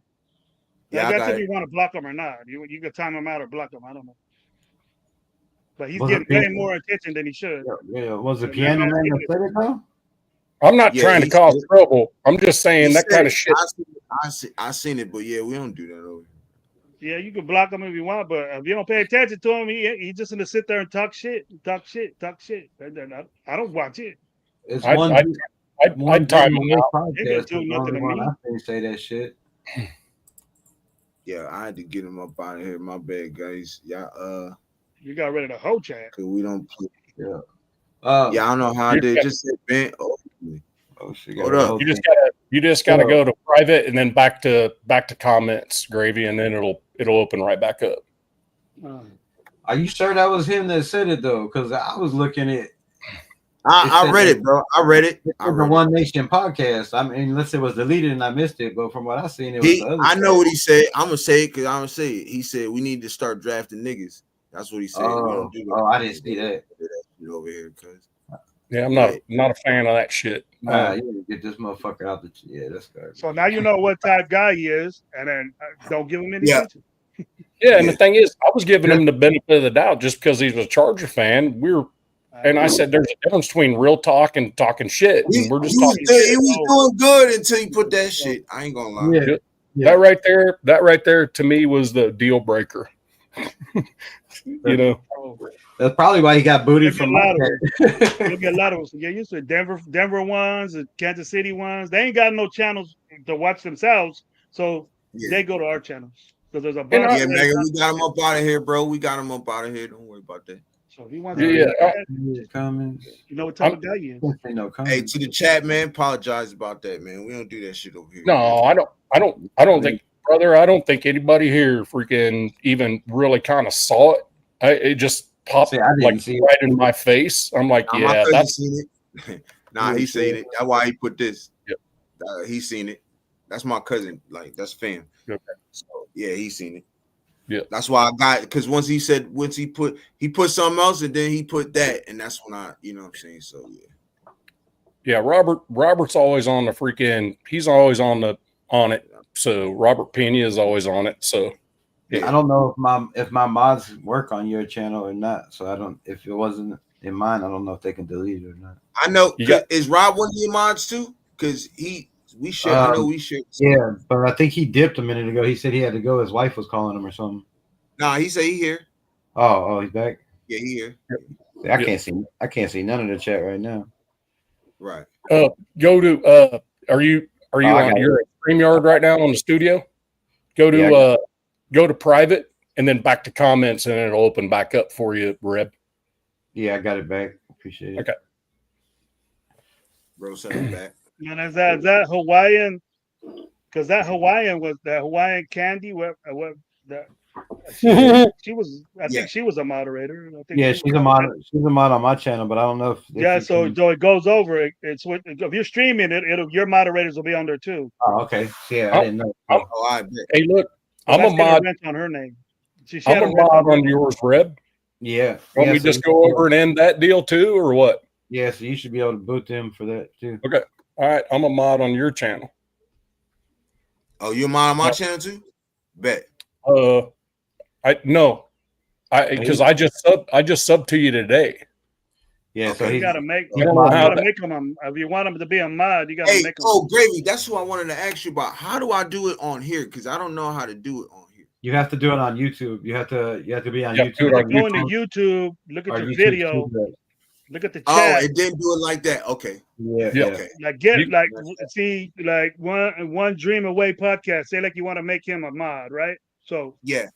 When this show's over, you go re-look at this live, and then you'll hit that on his name on the chat anytime. It doesn't matter when he said anything, but you're gonna have 3 dots right there to say make him a moderator, and then you hit that. Right. You hit that one. It's gonna ask him if you want him to be like a general one or different categories on being a moderator. So Yeah, then you all just right. hit that, but you got to do it after on YouTube. Okay, bet. I got you. You So can't do that it right was now. yeah. I figured that. All right, bet. Appreciate that. Yes, sir. But man, let's get back to some football, man. Wait, how this nigga get back in here, bro? How he get back in here? Cut. Does he have like how? Hey, wait, how he get back in here? Cut. He popped back on my channel, so I yeah. just Oh, yeah, I just automatically. Yeah, so I think you can pop back. You're just gonna go to channel and just keep popping. y'all Popping just back making in. excuses. All right. So when was that? Hold on.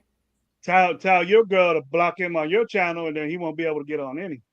Yeah, So yeah, that's probably it. I think he done. Fredo Napa. Oh, trust me. Then Yeah.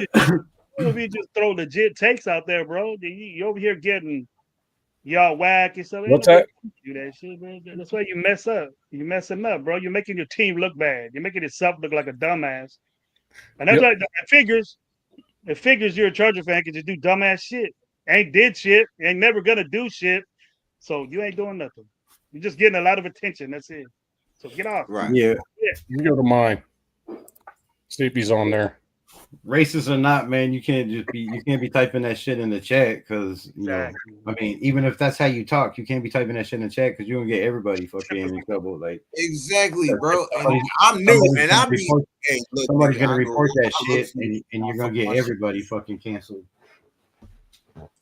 Yeah, we ain't got time for that shit, bro. For.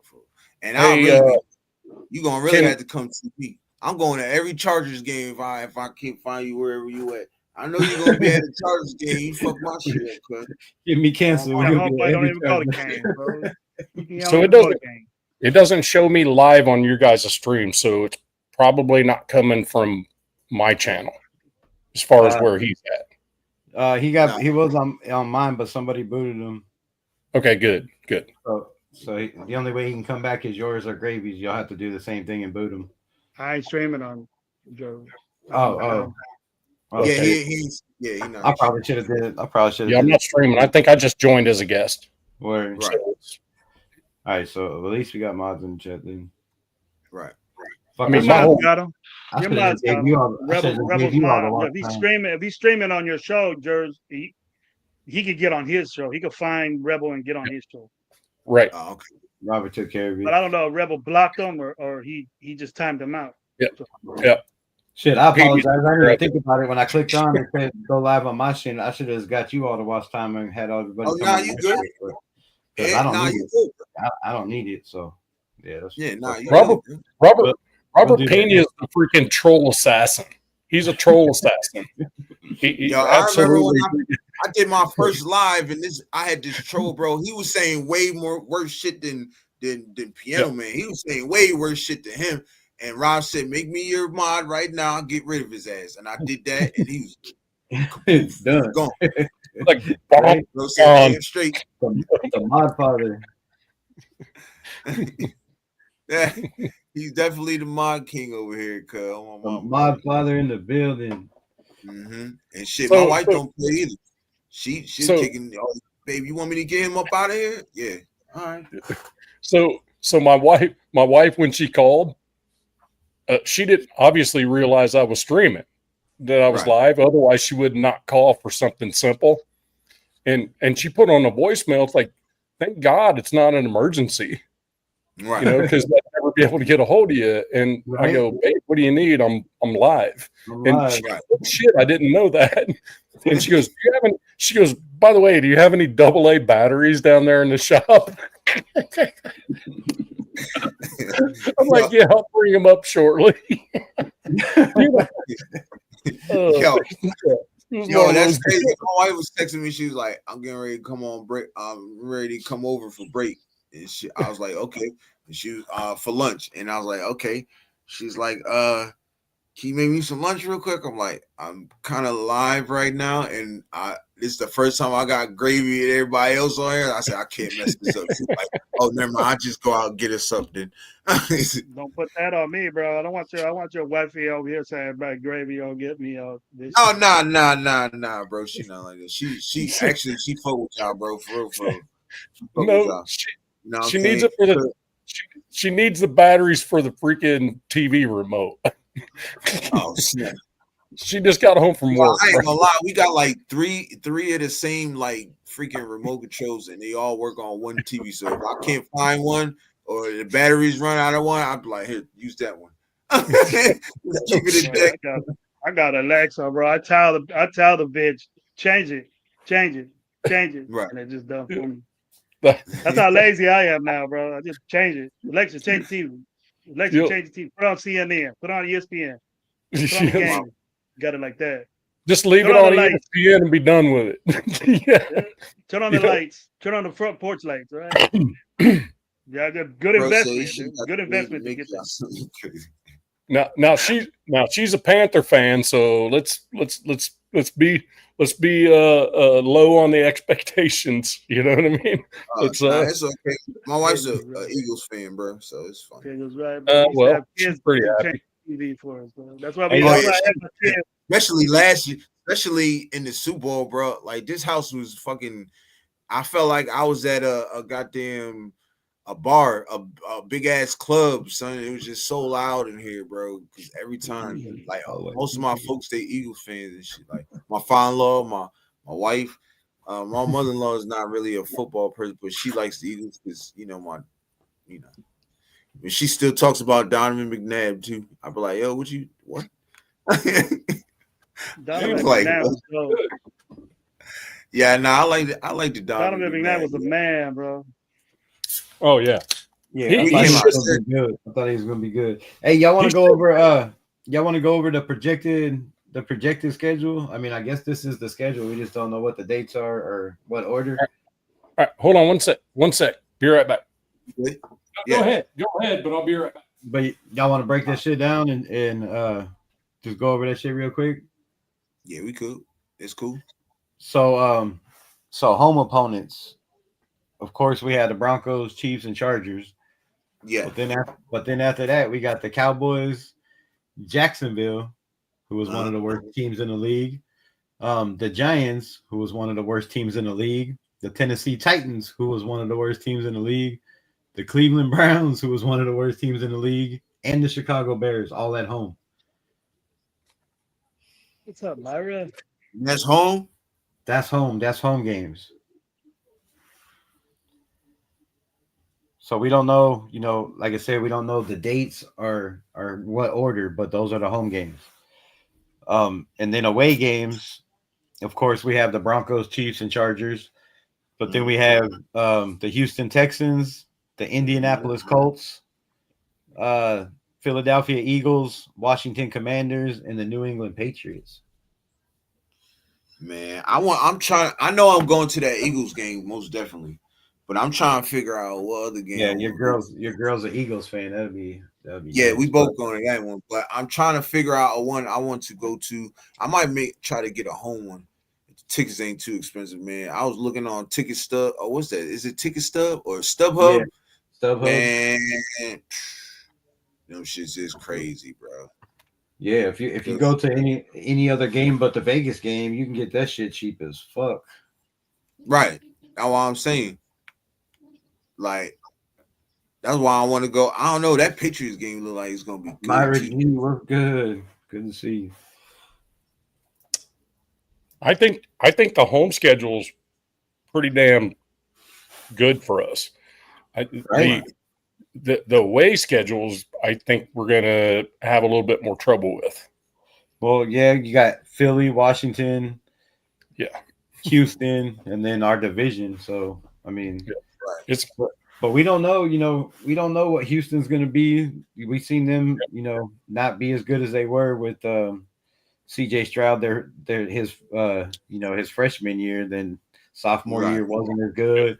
Offensive line wasn't as good. Running game. So you never know. And then Indianapolis, man, we don't know who's going to be the quarterback. They're up and down. They're in trouble. Yeah, the Colts are in trouble. And then really the Philadelphia and Washington, and I think the Patriots are going to surprise the hell out of some people this year. Yeah, and I promise you, if Spillane is the reason why we lose, that's going to cause an uproar from hell. He has a pick or something like Derek Brooks style and takes it to the house to end the ball game or something. That's going to be. I don't think we have to worry about that. His weakest link was coverage skills, so hopefully, hopefully Gino doesn't make no stupid plays like that. He had more picks than anybody on our team. That would be bad. You said what? What's that? He had more picks than anybody else on our team. Who did? Spillane? Yeah. I think he was tied. Oh, not as close. I think he was tied, or Jack Jones. I thought they was tied. We didn't have a lot of turnovers. We didn't make a lot of turnovers. Either. Yeah, we didn't have nobody. We were bottom of the league in turnovers. Wasn't it? Didn't he have 3 years? For the last 5 years, he's been last in the league for turnovers. But no knock on Robert Spillane if you count his interceptions to how many times he got beat for touchdowns in coverage. I'll take.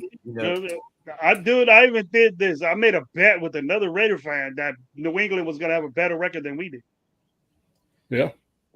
And it was just a fantasy thing, really. It was just a fantasy partner of mine. I was like, dude.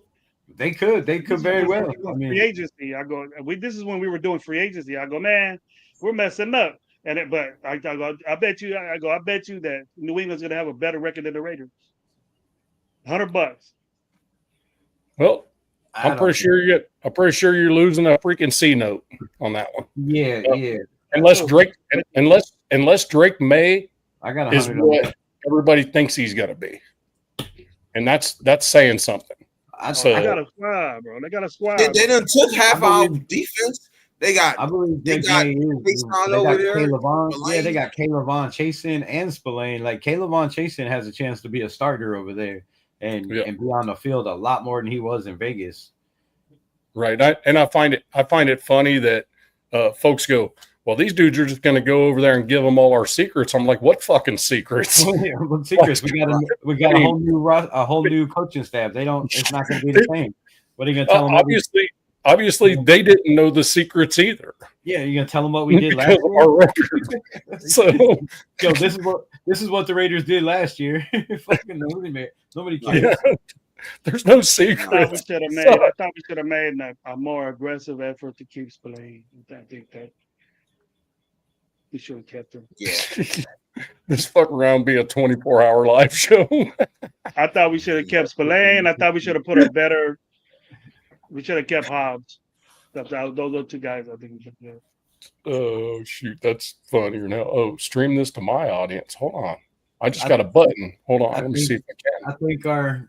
I think our defense is gonna be better off. Like if we would have kept Spillane and we would have kept Moreg, there's no way we had Gino. Like that's my opinion. I don't think we would have had the money to pay Gino, extend Matthew Adam Butler. I almost said Matthew Butler. Extend Adam Butler, and we still have money left. So I don't think the team would be the way it was if we kept those players, bro. That's a lot of money for those guys. A lot of money. And you were just saying how you were just saying but you were saying earlier how Moreg, didn't have enough interceptions but you were willing to pay that dude $50 million for 3 years. You were just complaining earlier that he didn't have enough turnovers or interceptions. I wouldn't have paid him that. He got way overpaid for doing nothing really. He got way overpaid for nothing. Not really doing nothing. Raider Ryan, the schedule release was a misprint. It's gonna be what's up next week, the 14th. Thought it was today, so It's definitely thought it was today, and that was probably my fault. I told bro. I know you get that, but they've been saying with the 14th. I didn't do my homework, so I heard somebody say I didn't do my homework either. I ain't gonna cap. I just heard somebody was like, the schedule coming on the 7th. I'm like, oh shit, that's right around the corner. Bet. Yeah, I think it's next week. Yeah, you said last night you was gonna do go over the schedule shit, so I decided to put that in my title. I was like schedule breakdown, but I mean it's still kind of a schedule breakdown. I mean, I don't know. I was gonna pull up the present that shit on the screen, but it wouldn't let me. That way we could talk about I guess if anybody wants to guess kind of it doesn't really matter where we play. It's still the same team. So I mean, we I guess kind of did go over the roster if you want, kind of. Mhm. Nah, I mean, shoot, we can still go over it. I'm cool with that. I'm Yeah, only man. I at just till think about 2. I got a 2:30 appointment, so I'm at the bounce in about. Yeah, I Okay. gotta get out here. You guys soon, got too. it. You guys got it, Jerry. I got Yep. I got another live I got to do I got an later. appointment at 2:30. Hey, just so you know, I was able to link my stream. Now my channel's running. yeah, I see it. Okay. I just popped up in the corner. I'm like, what? I'm like, oh, okay. Yeah. All of a sudden the button came up. I'm not sure if you did that or just not sure I ain't what touching happened. it. I think you did it. That was all you, brother. Oh, okay. You, Well, hope you're okay with that. Only thing, was good. Nice. bro said 8 Have and a half. you heard anything about the jersey giveaway? What jersey giveaway? Which one? Don't know. Put your link in the chat. You guys good with that? Link to Navman's. That's Navman's link. Make So Robert Pena mine, bro. Make Robert Pena. You want to be in mine? There you go. yes, I just subscribed to your shit, Nav, man. I wasn't even subscribed. I apologize. Thanks, brother. Appreciate that, man. I did not know I was not subscribed. I clicked on your link. I'm like unsubscribed. I know who it was though. I could have swore I think was. Piano Man subscribed and he unsubscribed. Goddamn, it's all good though. Damn Piano Man. It's all good though. I still got 100. Goddamn shit. Love it when the subs go up and come right back down. And you're sitting there going, what's got? Wow. I'm glad. Myra G says she has a feeling that they're gonna fuck us over on the schedule in DC and Philly in the wintertime. Nah, facts. You think they probably would? They would do some stupid shit like that, knowing them. Think they do us dirty like that? I think with the Tom Brady effect and the Pete Carroll effect, I think we might not be the dirty Raiders as much anymore. I think they're starting to get a little bit more respect. So maybe, but it might be. I heard it was an AI simulator that they were using to pick these schedules lately. So I mean, shit. Hopefully, we might get lucky and get Philly and DC early in the season. That would be nice. That'd be good. Get that shit out. Get that shit out the way. See where we stand. Y'all make sure y'all hit that like button. Subscribe to all the channels. Yeah, popping everybody's channel. We in the building, also, y'all. Also, just to make it easier for the chat, if you wanted to subscribe to someone or go to their channel, if you go to it in YouTube, if you go there, there's the three dots on the right. You can say go to channel. You can click it and it says go to channel in YouTube. So it kind of makes it easier. I know it's kind of weird and everything else, and we've been doing this a bit, and I'm learning a lot more as I go. But yeah, me too. I'm trying. If you're in YouTube, yeah, and if you're in YouTube, you can go to anybody's message. Like if I was to send a message and you want to go to my channel on YouTube, you just click those three dots on the right, and it'll say go to channel. Right. So I think you can only do that can you do that on everyone? I think you can only do that if you're a mod on the channel. Oh, maybe. Hold on. Yeah. Let me confirm that. I think you can only go straight to their channel if you're a mod. Just look it up. Huh? I could be wrong. Maybe. I don't know. Nah, facts. Robert, try it. Since you said you're not a mod anymore because you unsubscribed.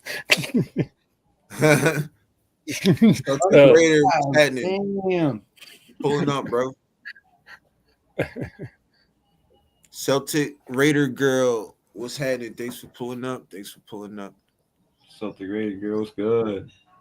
Yeah, if you want to see a Raiders win, you definitely should take Celtic Raider to the Colts game. Yeah. What about Robert Pena? I thought Robert Pena. Yes, you have to be on other channel. Okay. All right. Thanks, man. I'm just my guy was good. I probably should have went to your channel on YouTube, and where I'm not a mod, and check that. So, Man, but yeah, man, I appreciate y'all pulling up on your brother, man. This means a lot. Shit, first 3 hour show. This is awesome, bro. Yeah, get those watch time. That's the only way to get those watch time hours. yeah. Next time I won't link my channel. That way you can get all the watch time hours and help out. Right. Cause I ain't gonna lie, like, shit, when I don't be my chat don't be jumping like I'll be having like maybe like 2-3 people here, you know what I'm saying? So my chat don't be jumping like y'all, but you know, I be trying to I at least try to do at least like an hour or two up on there, you feel me? Like, you know what I'm saying? I think the watch hours right now said I got about last time I checked said I got like 179 or some shit like that. Yeah, you get those, if you invite people to your channel and don't click the button where they can't go to yours, then most of those people from that channel will come in and that'll help your shit grow. Like, so well, and there you go. That's one of them from my joint. That's freaking actually two of them. I think Jason Downs has been around all of y'all, but LA Crash Dog is a retired Marine. He's my freaking dog. We just call him Devil Dog or Gunny. And everybody gets salute like this, but he gets one of these. Bam. Okay. You know what I mean? He's that guy. He's that dude. Hell yeah. Shout out to the guy, man. Shout out to the people in the chat. Shout out to the chat, man. It's nothing but love out here. You know what I'm saying? So it looks like all I gotta go to an appointment. So pleasure being with you guys today. Jers, get at me, man. Hope you guys have a wonderful rest of the live, bro. Gravy, appreciate you, man. Rebel, nice talking with you guys. It's always good seeing you guys again. All right, Gravy, be good. Appreciate you having me on, guys. You have a good one, Jers. I'll talk to you later, bro. All right, bro. All right, bro. Appreciate you. You guys have a good day, man. Mm-hmm. Yes, sir. So, but yeah, man. So that was my man, Coach Gravy. Shout out, Coach Gravy. Shout out, Raider Nation Live. What up, Low? You know what I'm saying? Like I said, Coach Gravy, Raider Gabe 420. Those my guys. Y'all make sure y'all subscribe to that channel. You know what I mean? To all their channels and subscribe to the Raider Nation Live channel. Man, they some dope guys, man. Dope content creators, man. So I appreciate everybody, man. Appreciate that. Yeah, and I appreciate you having me on, man, because literally you were talking about you just went over 100, and the reason when I get on here, all of a sudden I go over 100. I was at like 97, and I was stuck there. Bro, how long you was stuck there? Because I ain't gonna lie, I was on 98 for like a little bit, and then once I went live, shit, they was bro was like, yo, I got you some more subs, and then next thing you know, boom. And why are you still talking, bro? Like, what you doing, bro? Like, why? Who's the Karens? The only Karen out here is you, fool. Shoot. Now, look, Piano Man, I cuss niggas out, bro. And you will get one that be cuffed out, cuz. You feel He's on mine. Hold on. I know you unsubscribed too, man. It's all good though, bro. It's all good. I'm just starting, bro. So I ain't getting nothing that if anybody put some crazy shit up there, bro, I am not getting my shit taken down because I worked hard to get 100. Well, it was 107, but I worked hard for these 106 subs, my brother. Right. All the tweeting and typing and you know what I'm saying, bro? Like the networking, bro, the telling people subscribe to the channel. Bless you, whoever sneezed. If that was a sneeze. But you know what I'm saying? I just ain't trying to get my shit taken down, bro. So you know what I mean, I had to do what I do. I had to make it do what it do, bro. You know what I'm saying? Ain't no hard feelings, but come on, bro. Like certain words you just get out here. If they're gonna come on the channel and troll, they could at least be subbed. Right. I mean, I don't mind you trolling, nigga. You gonna troll, but Shit, Yeah, nigga, don't take the sub respectfully. away, nigga. That's some whole shit. You calling us Karens, nigga? That was the most Karenest shit you ever did, bro. That's Karen right there. So, Man, hey, if Zahn the second, bro. David Sis, Zahn, appreciate you pulling up, my brother. hey, Appreciate you pulling up. if anybody's on here from my channel, if you see Piano Man, just freaking ban him from my channel. Just be done with him. Just if you're a mod, just ban him. I'm done with the dude. He went too far. So I ain't gonna lie. See, I ain't used to having like 13 people in the chat. So when that shit skip, I be like, damn, wait a minute, I miss all these shit. Oh, my bad, y'all. My bad, bro. My bad. It's hard to keep track when you ain't used to it. Then when you get more than you used to, they go pretty fast. Right. It's like, damn.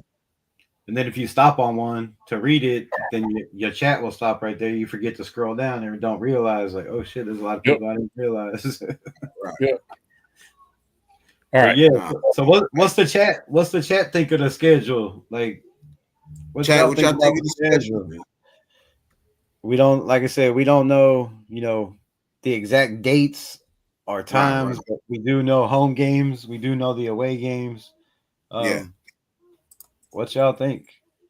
I do, before that chat answer, I do got one question though, Rebel. Like, so you said the watch hours, right? Like, so how much of the watch hours would I get? Like, do we split them up? Like, how does that work? Like, because like I said, I'm new to this shit, so I don't really know. You feel me? Like, no, when we stream together, everyone gets equal amount of it's just however many people are on are subbing and likes and that type of thing. It's all equal. I got in late. Once I hit the stream button, then I'm probably been live for maybe 30 minutes. Right. So, and that's what it comes down to. It's just a matter of, we're on there instead of just having guests. If they have a channel, it's important to stream. You might as well get the live time, right? So yeah, man, get that content out there. Yeah, I understand.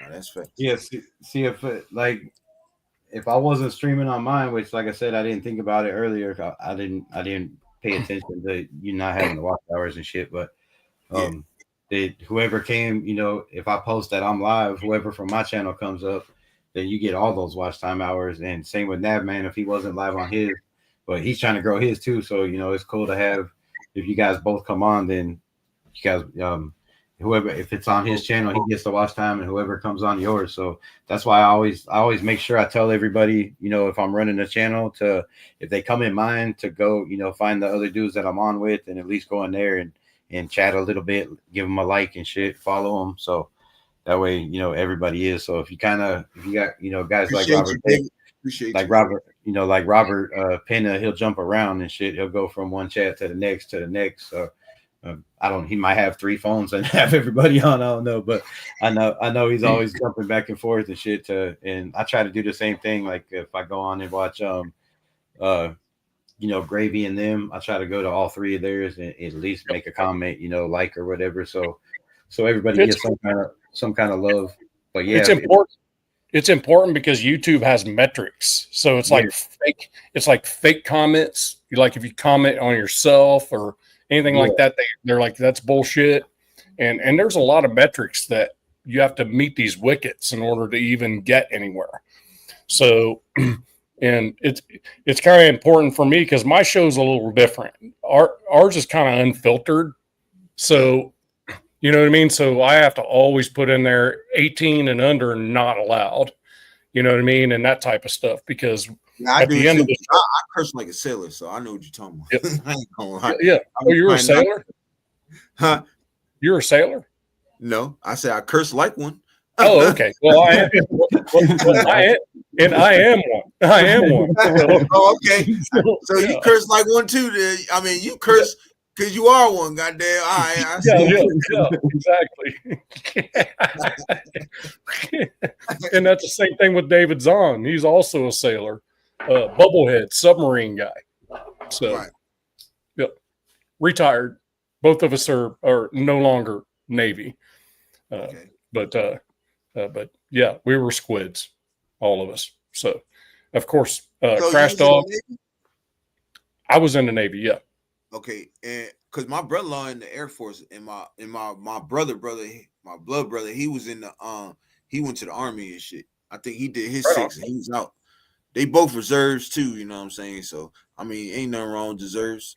I ain't gonna lie, I No. would have went to the reserves. I was going to join the Army with my brother, but my son wound up being born. Like, Thanks, Connie. so I wasn't going. I'm like, nigga, I'm definitely not missing that.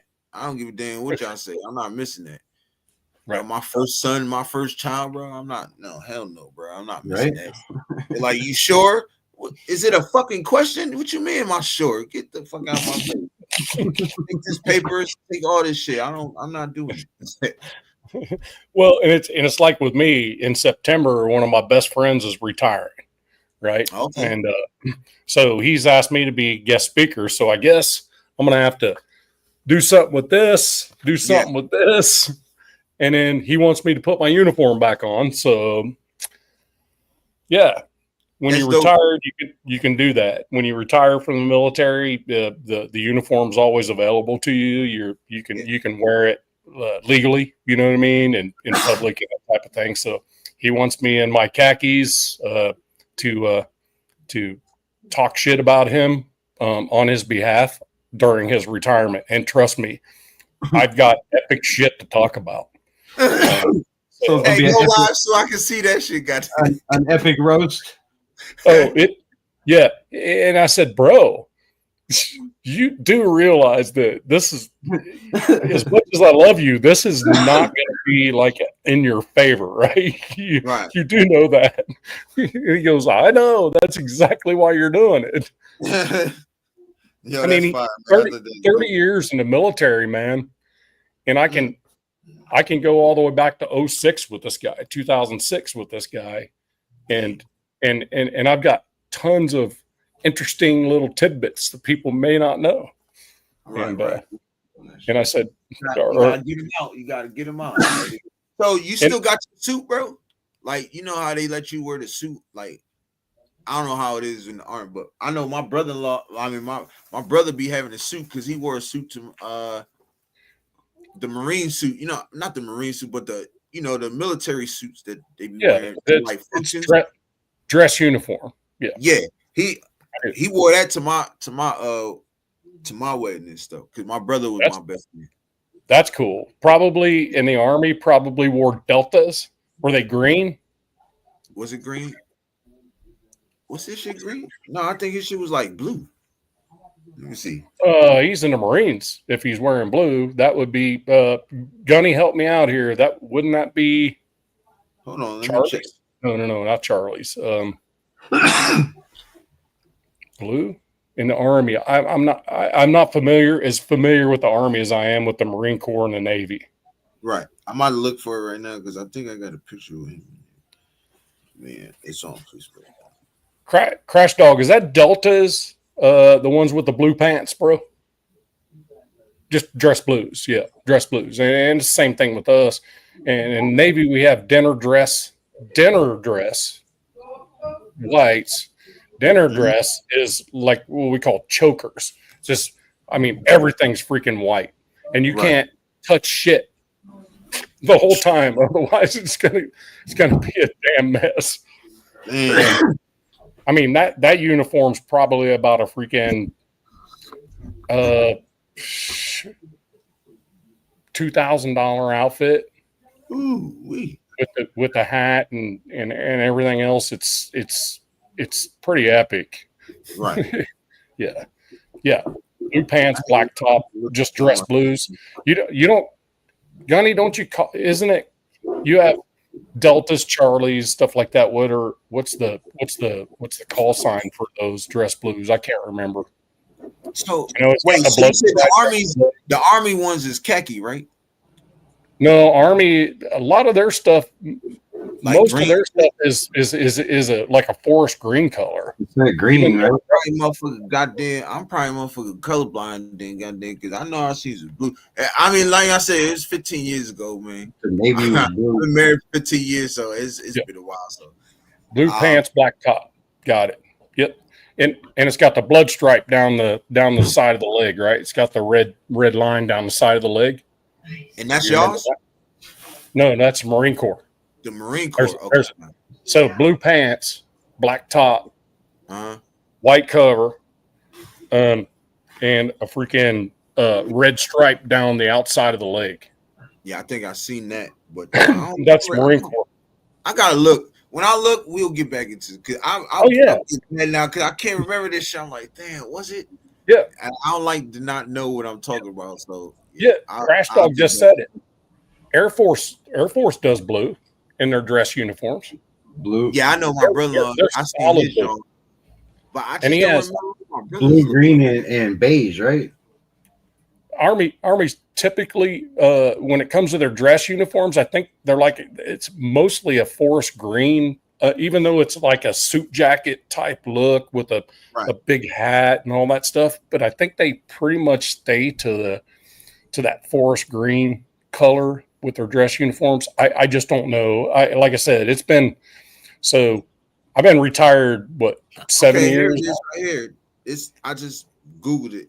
My bad. Okay. I don't know why I Googled it. Because I had to see, bro. So yeah. The dress uniform, this is what he had. Okay. You can show me.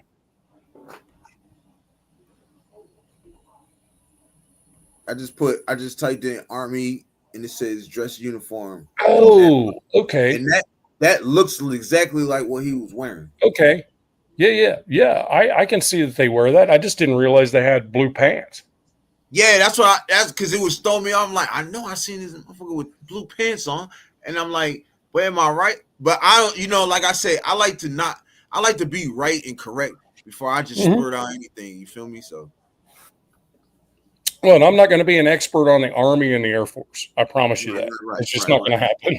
right. No, I can dig it. Marine Corps, Navy and Marine Corps, we coexisted quite a bit. And yeah, that's a Ranger uniform. Oh, that's the new Army dress uniform. Is what? That's the new Army dress. All right, so hold on. Let me check it out then again. Cause I swore that shit looked like that. Now, so the difference, I think, Robert, with a Ranger would be that the cover, like up here, and then of course their chest wear, of course. But I think a Ranger would be probably wearing a beret instead of like a big hat, like a big solid hat. Damn, okay, okie doke. See, you learn something new every day. Goddamn shit, for real. So, what part of Tennessee you live in, bro? Southeast, Sevierville, near Pigeon Forge. Pigeon Forge, I heard of that. Gatlinburg is even further. You're near Gatlinburg? Yeah, I live on the foothills of the Smoky Mountains, man. Oh yeah, so you over there? It's gonna take. So if I ever was to come and visit you, goddamn, it'd take me forever to get. No, it wouldn't. It'd probably take me like 2-3 hours to get to you. So where are you at in Tennessee? I'm sorry. Yeah, you are in Tennessee. We already established that you're in Tennessee. You don't claim to be in Alabama. You're right there. So. Yeah. What is it? So I'm close to Fayetteville. Oh, okay. Yeah. So direct north, first town you hit in Tennessee.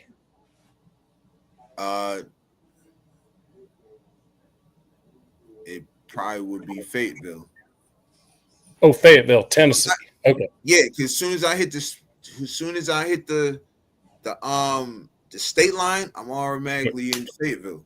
Like. Okay. So for perspective, I'm 3.5 hours east of Nashville. 3.5 hours east from Nashville. Okay. East of Nashville. So now, if I was to drive, country. I'll be.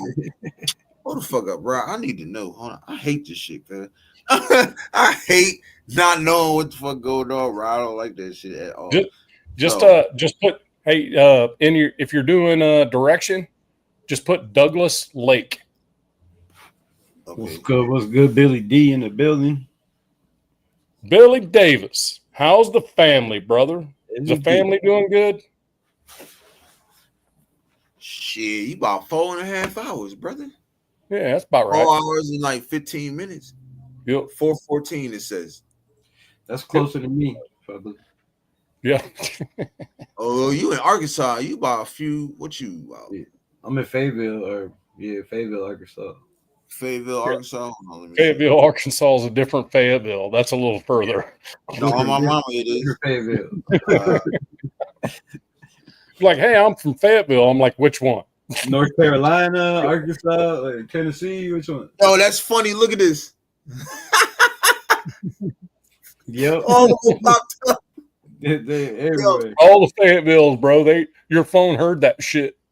Fayetteville. Oh, god damn, bro. You 9 hours away. Shit. I had to find a telly if I'm fucking with you, cause Nah. I don't have to go to the telly. Like I ain't driving 9 hours back. God damn, that's too much. I'm good on the internet. I can dig it. I ain't driving 9 hours to meet up for nobody unless it's a Raider game now. Shit. Yeah. If it's a Raider game, then I'll be there. But there ain't Oh no shit! ain't no Raider games in Alabama, so I ain't fucking going there. I like to go and see new places and shit too while I kick it with the homies. You feel me? So I don't be minding, bro. Like I really don't be minding at all. Yeah, Also, I keep different state on my mama.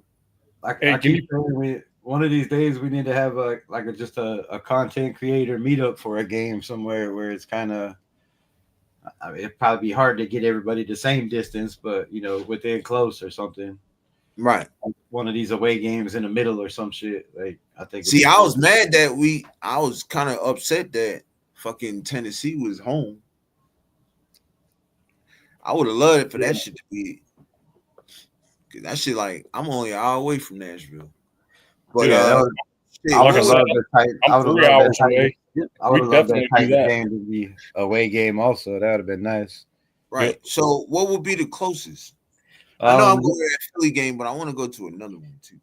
The away games are Denver, Kansas City, the Chargers, Houston, Indianapolis, Philly, Washington, and in New England. So it probably like in between. Yeah. Indianapolis and Houston, right? Indy, Houston, somewhere in there. Yeah. I'm 5.5 hours away from Indianapolis. So me and the wife are talking about that journey very possibly. Shit. Indy. I might try to pull up to that. 5.5 hours from there. So we're talking about that because we have Nashville 3.5 to the west, right? And then 4 hours to the right is freaking Carolina Panthers Stadium. So oh shit, I can try that. That's only 6 hours away. I could do that. Hell yeah. And the thing is, because you're going to be going up and over, and I'm just going to be going straight up the hill. That's the reason it's an hour difference. Yeah. So but I thank God we couldn't get tickets to that freaking Carolina game because we were actually going to go out there for that game, and something happened. We ended up not getting tickets, and the Panthers freaking beat us, and people was like, I bet with your wife being a Panthers fan, that was pretty rough, for a few days. I'm like, no, actually it wasn't. We separated ourselves. I went to the shop. She went to the house. She watched it there. I watched it here. My house is about 400 feet from the shop. So, but I could hear her screaming. And I'm like, fuck, shit. Because I'm streaming and she's actually watching it on TV. So she's real time. And I'm like, fuck, what just happened? And sure enough, I'm like, God damn it. And so an hour went by after the game was over. And she goes, you all right? I'm like, yep. She goes, okay, cool. That was pretty much it. Not another word, man. I salute to your wife because if I can just imagine what my wife would do right now, just freaking light your ass on fire. Man, what? Get that motherfucker! You seen that? I'm like, dog. Like, just let me enjoy like, can I just enjoy the game? Like, I know y'all probably whooping us, but god damn, but yeah, she gets super hyped, bro. Yeah. I gotta match her energy though. Like this Super Bowl was like great. Like she didn't. I don't even think she sat down. If she did, her ass probably touched it and jumped right back up. Yeah, no shit. Well, I mean, it's a beautiful thing because the reality is when the Panthers and Raiders are not playing each other, we follow each other's teams. Right. You know, when I go to a Panthers game, we head east and go to a Panthers game. We have jerseys that just say our last name on the back in 71, our birth year, both our birth years, and we're chilling as Panther fans, right, for a Panthers game. You know what I mean? But when it's Raiders Panthers, we separate. We just freaking today's the day to roll. Yeah. Yeah. I'm gonna watch this over here. You watch it in there. Yeah. But me, I wouldn't want to be. I'm going to the crib. I'm going to the bar. I'll be back drunk. Yeah. I'm down. I'm down with support, but I'm not supporting anybody else's team. I can't do that. Well, yeah. If she had an AFC team, there's no fucking way that would be my second team. None. Yeah, I think the cushion is you know what I mean there because it's an NFC team. You know what I'm saying? Yeah. See you, Gunny. I'm a man, Crash Dog, bro. Appreciate you pulling up, man. Make sure y'all hit that like button, subscribe to all the channels, man. It helps us all grow as a community, as you know, content creators. So, you know what I'm saying? I appreciate y'all pulling up, you know. Nav man, appreciate y'all pulling up. You know, my man Raider Rebel, he appreciates y'all pulling up as well. So thank you. Hey, look, I told you it was gonna go over 4 hours, didn't I? I told you that. You definitely said my cousin's baking on 24. Yeah. My cousin's baking on 24. I'm like, bro, I gotta go ahead and eat something real quick. Yeah, brother, I'm with you. I gotta take these back. And I got to take these batteries up to the wife. So he's still ain't put. It's like 8 hours later. He still ain't take the batteries. No, I went out there to freaking scare her. Hot wire to the wall. Oh, for real? Yeah. Oh shit. She's gonna have that shit hot wire to the wall. Yeah, shit, right? Like, get one of those bank things, dude, and just have everything get sucked up there to the house. Like, hey, do you need this? Gone. Only old people know what that means. Oh man. My man. All right, bro. Yeah, I'm Raiders. So this is what I do after every show, at the end of every show and stuff. So y'all just bear with me. You know what I'm saying? With that being said, y'all know what it is, and y'all can join me. Your Raiders. Yes, sir. We in the building. Appreciate y'all pulling up, man. I had a great time, yo, for real, bro. It's like one of my latest lives ever, bro. I ain't gonna cap. Pena's always got a freaking smart ass comment. Can you just batteries for what? Be a part of it. Hey, yo, Rob, you kidding me? Hey, you gotta chill. Same thing. It's for the damn TV remote, bro. You didn't hear him say the remote? He said that like hours ago. He's like, yeah, I gotta give batteries for the remote. I knew somebody was gonna say it. I just didn't know Rob was gonna say it. Goddamn! But I knew somebody in there. Shit's hilarious.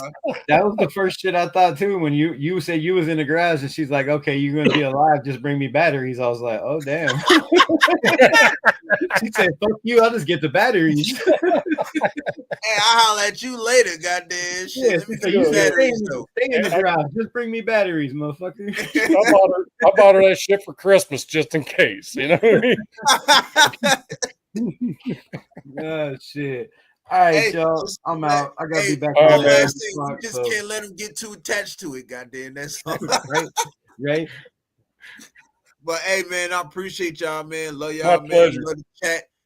Raider Nation, go Raiders. Peace. Peace. Peace. If you ain't blessed, get blessed so you can stay blessed. Peace. You feel me?